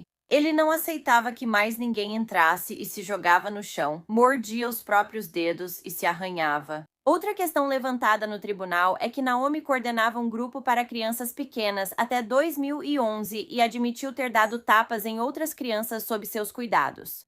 Embora ela nunca tivesse a intenção de expô-las a qualquer perigo, disse ela. Naomi e Raquel alegaram ter buscado orientação de profissionais de saúde por causa do comportamento preocupante de Liam. Outra preocupação era que Liam havia se apegado recentemente a um cobertor sob o qual se escondia. Naomi pensava que era por ele ser autista e evitar pessoas. Na verdade, ele provavelmente tentava se esconder delas e da vida horrível que tinha, pobrezinho. Também foi contada outra história elaborada sobre uma noite em fevereiro de 2014. Rachel e Naomi aparentemente acordaram no meio da noite e encontraram um dos meninos mais velhos fazendo uma corda para tentar escapar. O motivo pelo qual ele estava fazendo isso, disse Naomi, era porque ele tinha machucado Liam. Quando foram ao quarto de Liam para ver como ele estava, ele tinha um corte na cabeça, segundo elas. Quando perguntaram a Naomi por que não buscou ajuda médica para o fêmur quebrado de Liam, ela disse que temia que Rachel a abandonasse. Aparentemente, Rachel havia ameaçado terminar o relacionamento se ela ligasse para alguém pedindo qualquer tipo de ajuda. E quando a promotoria perguntou para ela, você achou que ele poderia morrer e não fez nada? Ela respondeu, sim. Durante o contra-interrogatório, Naomi, que negava ter causado os ferimentos em Liam, admitiu que a lesão na perna dele ocorreu enquanto ele estava sob seus cuidados, antes de sua morte. Ela disse que não sabia que ele estava com tanta dor e precisava de ajuda. Ah, claro, tenho certeza que você não sabia. Porque ele não estava chorando nada, né? O tribunal ouviu que, de 17 a 20 de março, Naomi pesquisou na internet sobre sintomas de pernas quebradas, quadris quebrados e coágulos sanguíneos. Na ligação para o 999 reproduzida no tribunal, Naomi chorava angustiada, repetindo "Ai meu Deus" e "por favor", enquanto alegava tentar fazer RCP em Liam com orientação da operadora. Ela ainda tentou culpar o irmão de Liam pela morte dele na ligação. Ele segurou a boca dele fechada. Ela disse que ele manteve a boca dele fechada e segurou seu pescoço porque chorava e tentava machucá-lo. Ambas as mulheres afirmaram que ficaram absolutamente devastadas e em choque quando perceberam que Liam estava morto naquele dia. Claramente, tanto que a dupla em pânico teve tempo suficiente para desmontar a gaiola improvisada antes de ligar para o 999. Com isso, elas demonstraram uma indiferença cruel sobre se o pequeno e vulnerável Liam viveria ou morreria, disse a promotoria. Também relataram que, embora não se soubesse qual das mulheres desferiu o golpe fatal, ambas participaram de um padrão de maus-tratos violentos e cruéis contra as crianças. Quando o julgamento, que durou 7 semanas, chegou ao fim em 31 de maio de 2016, o júri levou apenas 10 horas para decidir que Naomi e Rachel eram culpadas de todas as 8 acusações. As duas mulheres permaneceram quase sem emoção durante a leitura do veredicto. O pai de Liam, Joseph, chorava e precisou ser consolado por amigos. O caso de Liam foi tão terrível de ouvir que o juiz também dispensou o júri de qualquer dever pelos próximos 10 anos. Após o julgamento e antes da sentença, a mãe de Naomi, Janice, ainda afirmava que sua filha e Rachel eram inocentes, dizendo que elas amavam os meninos. Janice, que havia ido ao julgamento, também afirmou que muitas das provas tinham sido deturpadas. Quando chegou a hora da audiência de sentença, em julho de 2016, Rachel foi condenada a cumprir no mínimo 23 anos e meio de prisão, enquanto Naomi foi condenada a 24 anos. As duas mulheres deveriam ficar na penitenciária Corton Vale, mas Rachel foi transferida para Salton, Prisão em Edimburgo. pouco antes de serem sentenciadas. As duas mulheres aparentemente ficaram furiosas com a transferência porque, enquanto estavam em Corton, mesmo não estando na mesma cela, podiam se ver durante o tempo de recreação. Fico feliz que as tenham separado. Elas não têm direito nenhum de serem felizes. Você não viu o Liam, nem sabia que ele existia, para ser sincera. Ele sempre ficava coberto com aquele pano. Bem, porque ele fica coberto o tempo todo, porque ele não gosta de interagir com outras pessoas, porque isso o deixa chateado. Monstros, isso é tudo o que eu realmente posso dizer. Eu nem consigo chamá-los de pais, porque pais não fazem isso com seus filhos. Não havia emoção neles. Eles não estavam incomodados. Eles meio que riam, faziam piada dizendo que iam ser presos por negligência. Eles sabiam que eram ruins e negligentes, então esse era o melhor jeito. Mas rindo e fazendo piada, tipo, pensando em andar juntos na mesma cela, coisas assim. Semanas antes da morte de Liam, uma funcionária do Victoria Hospital alertou os serviços de proteção à criança. Uma assistente social que estava na região foi enviada à casa dos Fees depois disso para ver como Liam estava. Quando a assistente social chegou, as duas mulheres recusaram sua entrada no quarto de Liam, onde diziam que ele estava. Elas disseram que Liam sofria de autismo e que se um homem estranho entrasse em seu quarto, ele ficaria inconsolável por horas depois. Então, ele não viu o garotinho naquele dia. Se tivesse visto, talvez percebesse a condição terrível em que Liam se encontrava e pudesse salvá-lo. Devido a essa negligência, assim como muitas outras no caso de Liam, uma revisão significativa do caso foi iniciada depois que Rachel e Naomi foram condenadas. Esse relatório concluiria que houve falta de curiosidade profissional no caso de Liam. As justificativas das mulheres para os ferimentos de Liam foram aceitas repetidamente pelos assistentes sociais sem questionamento. Além disso, as informações já disponíveis sobre o caso de Liam não foram revisadas nem consideradas antes de tomar decisões sobre o seu bem-estar. A assistente social Leslie Bate, envolvida no caso de Liam, foi considerada culpada de má conduta pelo Conselho de Serviços Sociais da Escócia. 12 acusações contra a ex-assistente social foram confirmadas, que foi proibida de atuar na área. As conclusões contra Leslie incluíram que ela não relatou várias visitas, não avaliou adequadamente os riscos e não comunicou casos para outras equipes de apoio. Em vários casos, incluindo o de Liam, tudo isso resultou em negligência por parte dela. Diziam que a assistente social Leslie se sentia intimidada por Naomi e evitava visitar a casa. Em vez disso, ela chamava os Fee ao seu escritório quando precisava falar com eles. Também diziam que Leslie era muito desorganizada e não mantinha registros claros. A questão é que Leslie não era a assistente social envolvida no caso de Liam no período anterior à sua morte. Na verdade, ela tinha sido a assistente social que entrou de licença médica em abril de 2013. O caso dele não foi repassado para outra assistente social. Então, embora Leslie saiba que cometeu alguns erros, ela não acha que deveria ser a única a ser culpada.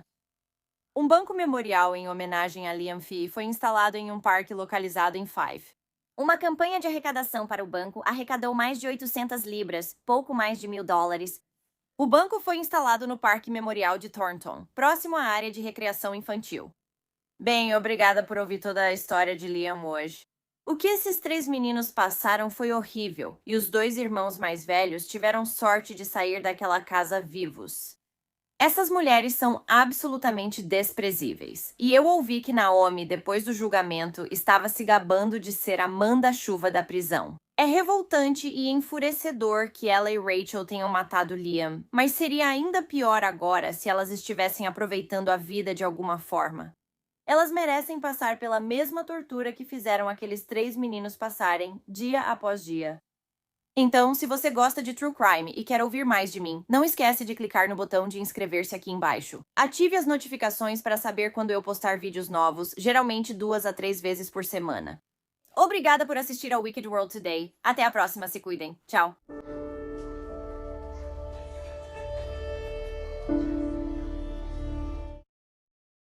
Em dezembro passado, Chaves foi condenada por assassinato após Lopes testemunhar contra ela para obter pena menor. Durante o julgamento, os investigadores disseram que Kimi era torturada diariamente.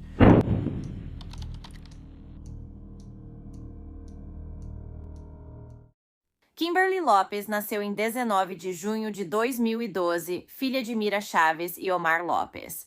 Ela tinha uma irmã mais velha e era uma garotinha feliz e engraçadinha.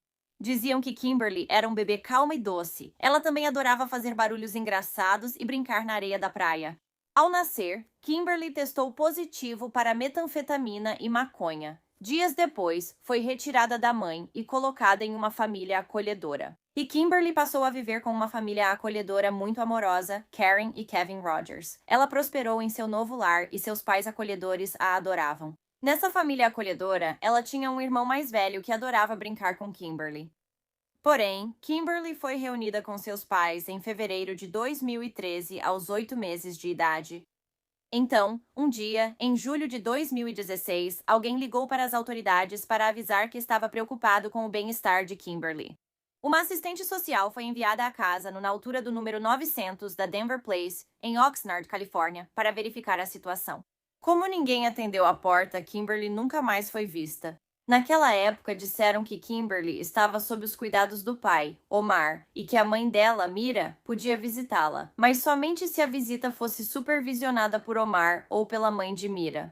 Por motivo desconhecido, o Serviço de Proteção à Criança só revisitou a família 2 meses depois, em setembro.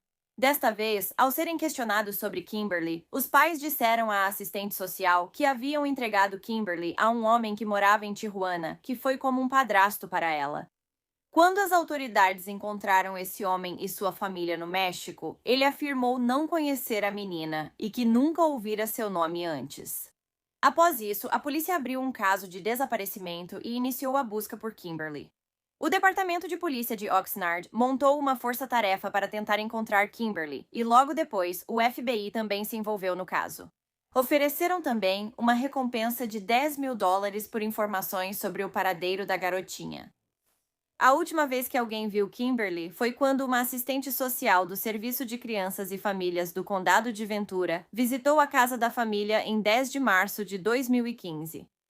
A questão é que a família de Kimberly mudava de lugar o tempo todo, então era difícil acompanhá-los. E, infelizmente, os detetives tiveram muita dificuldade até para encontrar uma foto recente da Kimberly. A única foto mostrada ao público após seu desaparecimento foi tirada em fevereiro de 2015 numa festa de aniversário. Ela aparecia ao fundo da foto, e a polícia precisou ampliá-la para usá-la no panfleto de criança desaparecida. Então, exatamente um mês depois que Kimberly foi dada como desaparecida, em 7 de outubro de 2016, seus pais, Omar e Mira, foram presos na cadeia do Condado de Ventura por desacato ao tribunal ao não informarem as autoridades onde estava sua filha Kimberly. Mesmo sem dizer às autoridades onde a filha estava, os pais mentiram dizendo que ela estava no México e mudavam suas histórias. Mesmo assim, os promotores levaram 1 ano para acusar Omar e Mira de perjúrio. Mesmo assim, sem acusação de assassinato. Porém, a fiança de cada um foi fixada em $1 milhão. As autoridades acreditavam que, além de Kimberly estar desaparecida, ela já estava morta. A polícia utilizou cães farejadores de restos humanos para buscar vestígios de restos humanos no Chrysler PT Cruiser da família. E 2 cães acabaram sentindo o cheiro de restos humanos atrás do banco do motorista. Quando a mãe de Kimberly, Mira, foi entrevistada pelos detetives, ela disse que sua filha estava com ela e Omar quando eles foram para Tijuana, em junho de 2015. Mira afirmou que eles simplesmente deixaram a garotinha na rua e depois voltaram para Oxnard sem ela. Mira, no entanto, acabaria admitindo mais tarde que quando eles foram para Tijuana, Kimberly já não estava viva. Ela disse que a garotinha caiu da cama, depois teve várias convulsões, mas ela nunca a levou ao hospital porque parecia estar bem até o momento em que parou de respirar. Mas essa não era toda a verdade, que só seria revelada à polícia ao ouvirem uma gravação de uma conversa telefônica entre Omar e Maíra. Durante essa conversa, Maíra informou a Omar que tinha dito à polícia que Kimberly havia morrido, mas não contou que Kimberly bateu a cabeça enquanto ela trocava sua fralda. Ela instruiu Omar a não contar à polícia sobre a parte da fralda. Omar ignorou as instruções e foi à polícia relatar o que aconteceu com Kimberly. Quando Maíra foi reentrevistada após a polícia obter essa informação, admitiu que havia mentido antes e contou o que de fato ocorreu com sua filha. Aparentemente, no final de junho de 2015, Maíra voltou para casa um dia e encontrou sua filha, Kimberly, com a fralda suja. Irritada, Maíra puxou a calça dela para baixo e depois puxou os pés dela, derrubando-a. Isso fez com que a garotinha girasse e batesse a cabeça no chão duro. Maíra disse que a cabeça de Kimberly fez um barulho alto de estalo quando bateu no chão, mas ela não chorou nem teve ferimentos visíveis, então a mãe não se preocupou. Mas cerca de meia hora depois que isso aconteceu, de repente Kimberly gritou, "Mamãe!" e então ela desabou no chão. Kimberly teve convulsões, rigidez e dificuldade para respirar. Essa convulsão durou cerca de 30 segundos, mas depois disso, ela conseguiu falar e andar. Então, os pais decidiram que não precisavam levá-la ao pronto-socorro. Cerca de 45 minutos depois, Kimberly teve outra convulsão. Ela ficou rígida de novo e teve dificuldade para respirar. Desta vez, a convulsão durou cerca de 90 segundos e Maíra explicou que, quando a convulsão terminou, o corpo de Kimberly ficou mole como gelatina, e ela disse que dessa vez sua filha não conseguia andar nem falar. Mas, novamente, Maíra e Omar decidiram não procurar atendimento médico para a filha porque tinham medo de que a filha mais velha de Maíra fosse tirada deles. Após a segunda convulsão, os pais de Kimberly a envolveram em um cobertor e só torceram para que ela dormisse. Mas havia um líquido vermelho saindo do nariz dela, então eles sabiam que ela não ia simplesmente dormir. Eles sabiam que ela precisava de ajuda médica. Não tem como eles não saberem disso. Por volta das 10 horas daquela noite, Kimberly ainda estava respirando sozinha, mas o corpo dela ainda estava mole como gelatina. Mesmo assim, Omar e Maíra decidiram simplesmente ir dormir. Às 3 da manhã, Omar acordou para ver como Kimberly estava. E quando fez isso, ela não estava respirando. Ele também percebeu que ela estava rígida e não tinha batimentos cardíacos. Omar acordou Maíra e contou que a filha deles havia morrido. Cerca de 1 hora depois disso, às 4 horas da manhã, Omar foi até a casa da mãe de Maíra, Maria Lopes, e contou a ela que Kimberly havia morrido. E mesmo que Omar e Maria compartilhem o mesmo sobrenome, ela é na verdade mãe de Maíra, não dele. Mas, em vez de chamar a polícia, Maria, mãe de Maíra, disse que ele deveria ir ao México esconder o corpo da neta. E então, ela lhe deu as chaves do seu PT Cruiser e $300 em dinheiro. Omar então voltou para casa, dirigindo o PT Cruiser da sogra. E então ele colocou o corpo sem vida da filha atrás do banco do motorista, no chão. Omar cobriu Kimberly com roupas para fingir que carregava apenas uma pilha de roupas sujas. A partir daí, ele e Maíra, junto com o corpo de Kimberly, partiram para o México. Mas pouco antes de chegarem à fronteira com o México, Omar tirou Kimberly do chão do carro e a colocou na cadeirinha. Ele queria que parecesse que ela só estava dormindo na cadeirinha. Mas, para conseguir colocar o corpo dela de volta na cadeirinha, já que ela estava morta há bastante tempo naquele momento, Omar teve que pressionar a cintura e os joelhos dela para reposicionar o corpo. Nesse momento, o corpo de Kimberly já começava a cheirar mal e se decompor. Os pais cruéis cruzaram a fronteira do México por volta das 9 horas e passaram 10 a 12 horas buscando um local isolado para enterrar o corpo de Kimberly. Após encontrarem um local, colocaram o corpo dela em um saco plástico e cavaram uma cova rasa. Depois colocaram o saco dentro da cova e o cobriram com terra e plantas. Mas em vez de ficarem tristes por terem acabado de perder a filha e enterrá-la, Omar e Mira foram a um bar em Tijuana e tomaram algumas bebidas. Inacreditável. Ou até dá para acreditar, porque eles cruzaram a fronteira novamente cerca de 1 semana depois e voltaram para casa em Oxnard. Então eles juntaram seus pertences e foram morar com a mãe de Mira. E a mãe de Mira dizia ao casal que eles deveriam ter queimado o carro. Meses após enterrarem Kimberly, os pais ficaram paranoicos com a possibilidade de alguém encontrá-la. No final de julho, eles pegaram o PT Cruiser de novo e foram até Tijuana. Lá, eles recuperaram o corpo da filha, colocaram-no de volta no carro e dirigiram até uma casa que Maria, mãe de Mira, havia ajudado eles a alugar em Tijuana. Maria também os ajudou a comprar eletrodomésticos e móveis novos para a casa. O motivo pelo qual Mira e Omar estavam alugando essa casa no México era, na verdade, horrível. Os pais estavam lá para se livrar dos restos mortais de Kimberly e fizeram isso quebrando seus ossos com um alicate. Depois, tentaram dissolver os restos mortais dela em um balde com água sanitária e água e depois despejaram na pia da casa alugada. O que não pôde ser jogado pelo ralo, eles então espalharam em vários lugares por toda Tijuana. Depois disso, eles voltaram para casa em Oxnard e Mira passou a se referir à filha como a vadiazinha. Olha quem fala. Os investigadores acreditavam que Kimberly, na verdade, havia sido morta em 22 de junho de 2015, pouco depois de seu terceiro aniversário. Então, em janeiro de 2018, quase 3 anos depois que Kimberly foi morta, os promotores finalmente tinham provas suficientes para acusar Omar e Mayra pela morte da filha. Mayra também foi acusada de agressão a uma criança causando morte, além de tortura, com base em eventos que aconteceram em 2013. A fiança de Mayra e Omar foi fixada em $5 milhões cada, e a avó de Kimberly, Maria Lopes, também foi presa e acusada de uma acusação de conspiração para destruir e ocultar provas. Ela foi detida com fiança de $200 mil. O que aconteceu com Kimberly não foi apenas um erro isolado cometido por sua mãe amorosa. Não, na verdade, Kimberly vinha sendo abusada por sua mãe desde que foi devolvida para ela em 2013.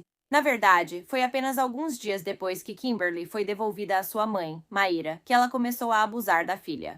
Ela a batia em quase todas as refeições, dizendo que Kimberly não comia rápido. Chegou a empurrá-la da cama por achar engraçado. Então, em julho de 2013, quando Kimberly tinha acabado de completar 1 ano de idade, seu pai, Omar, começou um programa de licença do trabalho que duraria 3 meses, o que significava que ele ficaria longe de casa, deixando Kimberly e sua irmã mais velha apenas com a mãe, Mayra. E durante esse período, Mayra acabou recaindo no uso de metanfetamina e heroína. Nesse período de ausência de Omar, a irmã postiça de Mayra ia ver como estavam as coisas. Uma vez, quando ela fez isso, viu Mayra largar Kimberly no berço e depois jogar um travesseiro e um cobertor sobre o rosto do bebê. Quando a meia-irmã disse para Mayra tirar o objeto para que Kimberly não sufocasse, Mayra respondeu que não se importava se a criança sufocasse porque ela era irritante e feia. A meia-irmã de Mayra notou que Kimberly tinha hematomas e casquinhas no rosto, enquanto sua irmã mais velha não apresentava nada. Alguns meses depois disso, no final de 2013, uma pessoa anônima denunciou ao conselho tutelar que Kimberly tinha vários ferimentos. Uma assistente social visitou Mayra e constatou que Kimberly estava bem abaixo do peso. Ela tinha hematomas, escoriações, marcas de mordida e queimaduras pelo corpo, mas a mãe disse à assistente social que não sabia a origem dos ferimentos da filha. No entanto, ela estava sempre se machucando. Desculpa típica. A polícia então conduziria uma investigação de abuso físico a pedido da assistente social. Um detetive examinaria Kimberly e tiraria fotos dos ferimentos dela. E durante uma entrevista com a mãe dela, Mira, ela simplesmente diria à polícia que a filha caía muito. A mãe alegou que alguns dos hematomas eram de ela escorregar na banheira. Outros eram do cinto de segurança apertando a garotinha. E então, Mayra atribuiu mais hematomas a outra criança que machucou Kimberly no parquinho. Mas independentemente das desculpas de Mayra dessa vez, Kimberly foi retirada de casa e colocada de volta em acolhimento familiar com sua carinhosa família acolhedora. Uma assistente social notou naquela época que Kimberly machucou alguns dedos. E quando ela entrevistou Mira e perguntou o que tinha acontecido, Mayra disse que Kimberly tinha se machucado ao prender os dedos em uma gaveta de cômoda. Ela não buscou atendimento médico por medo de perder a outra filha. Mira também admitiu, nesse momento, que amava mais sua outra filha do que amava Kimberly. Mira recuperou a guarda de Kimberly e da irmã mais velha após cursos sobre drogas e parentalidade. Na época em que Kimberly foi morta, Mira e Omar haviam recebido ordem para não morarem juntos com as duas meninas. O casal mentiu aos assistentes sociais, afirmando que haviam terminado e não moravam juntos. Durante todo esse tempo, Mira, Omar, Kimberly e sua irmã mais velha estavam morando juntos há meses. Quando Kimberly ainda estava viva, sua mãe Mir a castigava o tempo todo. 1 ou 2 vezes por dia, ela fazia Kimberly ficar de castigo no canto por até 3 ou 4 horas seguidas. Durante esse tempo, ela a obrigava a cobrir o rosto com um gorro. Ela também batia em Kimberly com as mãos, um sapato e uma espátula, e fazia a menina tomar molho de pimenta. Ela batia no rosto e no peito de Kimberly em quase todas as refeições e cutucava os olhos da menina. Mira também obrigava Kimberly a tomar banho de água fria regularmente e frequentemente puxava o gorro sobre os olhos dela e jogava água por cima. O pai de Kimberly, Omar, só tentou impedir o abuso que Mira estava infligindo à filha uma única vez. Ele tentou impedi-la de puxar o cabelo da menina uma vez. Mas isso só deixou Mira ainda mais irritada e ela jogou um pote na Kimberly, que a acertou na cabeça. Isso fez com que ela sangrasse e a mãe cruel apenas riu. Então, Omar disse que não interveio novamente porque, além de ter medo de que os serviços sociais tirassem a filha mais velha de Mira, ele também disse que tinha medo de que Mira machucasse ainda mais a Kimberly. Já por volta de abril ou maio de 2015, tanto Omar quanto Mira estavam usando metanfetamina regularmente.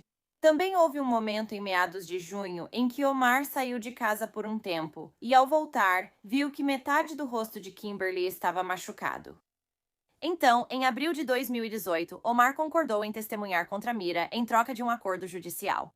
A acusação de homicídio em segundo grau foi retirada e ele se declarou culpado apenas por perjúrio e por colocar uma criança em perigo. Ele então foi condenado a 14 anos de prisão, e a mãe de Kimberly, Mira Chavez, foi condenada por homicídio em segundo grau, agressão a uma criança causando morte e tortura. Ela então foi condenada a 37 anos à prisão perpétua, e recebeu mais 5 anos por suas 2 acusações de perjúrio. Antes que a avó de Kimberly, Maria Lopes, fosse a julgamento, ela também aceitou um acordo judicial. Ela seria condenada a apenas 180 dias de prisão por sua participação na ocultação do assassinato de Kimberly, o que eu acho que não é nem de longe suficiente. Uma cerimônia em memória foi realizada na Oxnard High School em 16 de março de 2019 para Kimberly Lopes, organizado por sua família adotiva, os Rogers. Seu pai adotivo, Kevin Rogers, disse: "Kimmy nos amava e nós a amávamos. Estamos aqui para lembrar disso e para que todos saibam que ela foi amada, e para pedir que vocês promovam mudanças onde, quando e como puderem. Isso honraria a vida dela mais do que qualquer coisa." Ainda estamos tendo dificuldade para entender toda essa história. Nós a amávamos tanto e queríamos muito adotá-la.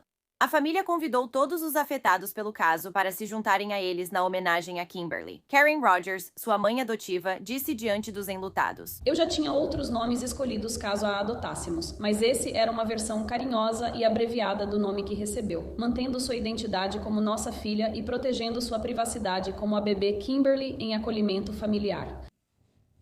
Isso é importante agora. Como nos disseram que nossa família foi a única que realmente a amou, isso é importante agora porque estamos realizando uma cerimônia em memória dela 4 anos após sua morte. Por anos, ninguém percebeu que ela estava desaparecida, não conseguiram encontrá-la e, finalmente, foi considerada falecida pelas evidências. Levou anos para descobrirmos que ela não estava bem e o que realmente aconteceu com ela. Portanto, agora é muito importante para nós reivindicá-la como nossa. Embora nenhuma lei nos tenha dado o direito de nomeá-la e criá-la enquanto ela estava viva, acho irônico que agora sejamos apenas nós que a representamos e lhe damos o único nome pelo qual ela foi plenamente amada, Kimmy. Kimmy foi minha única menininha, o último bebê que eu pude maternar. As páginas não conseguem conter o que foi essa experiência para mim e para ela. Eu gosto de descrever isso para as pessoas como mágica. O vínculo entre uma mãe e um bebê é intenso, pessoal e sagrado. Nos primeiros meses em que ficamos com ela, eu me tornei a mamãe dela. E isso é simplesmente a coisa mais preciosa e incrível do mundo de se testemunhar e vivenciar. Nós nos apaixonamos uma pela outra. Ainda sinto a respiração dela no meu rosto e vejo o brilho de alegria em seus olhos. Quando eu entro na sala, ajoelhada enquanto ela estende a mão para mim e fecho meus olhos. E me lembro de como ela sorria para mim e segurava meu rosto perto do dela para poder me beijar.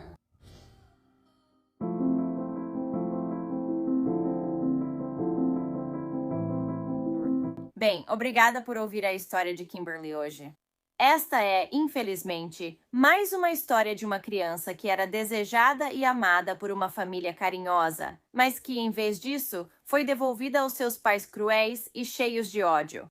E não só os pais dela mostraram como pouco se importavam com ela enquanto estava viva, mas é revoltante o quão horrivelmente trataram o corpo dela e a forma como se desfizeram dela depois que ela morreu. O corpo de Kimberly nunca foi encontrado e provavelmente nunca será por causa da forma horrível como os pais dela decidiram se livrar dela.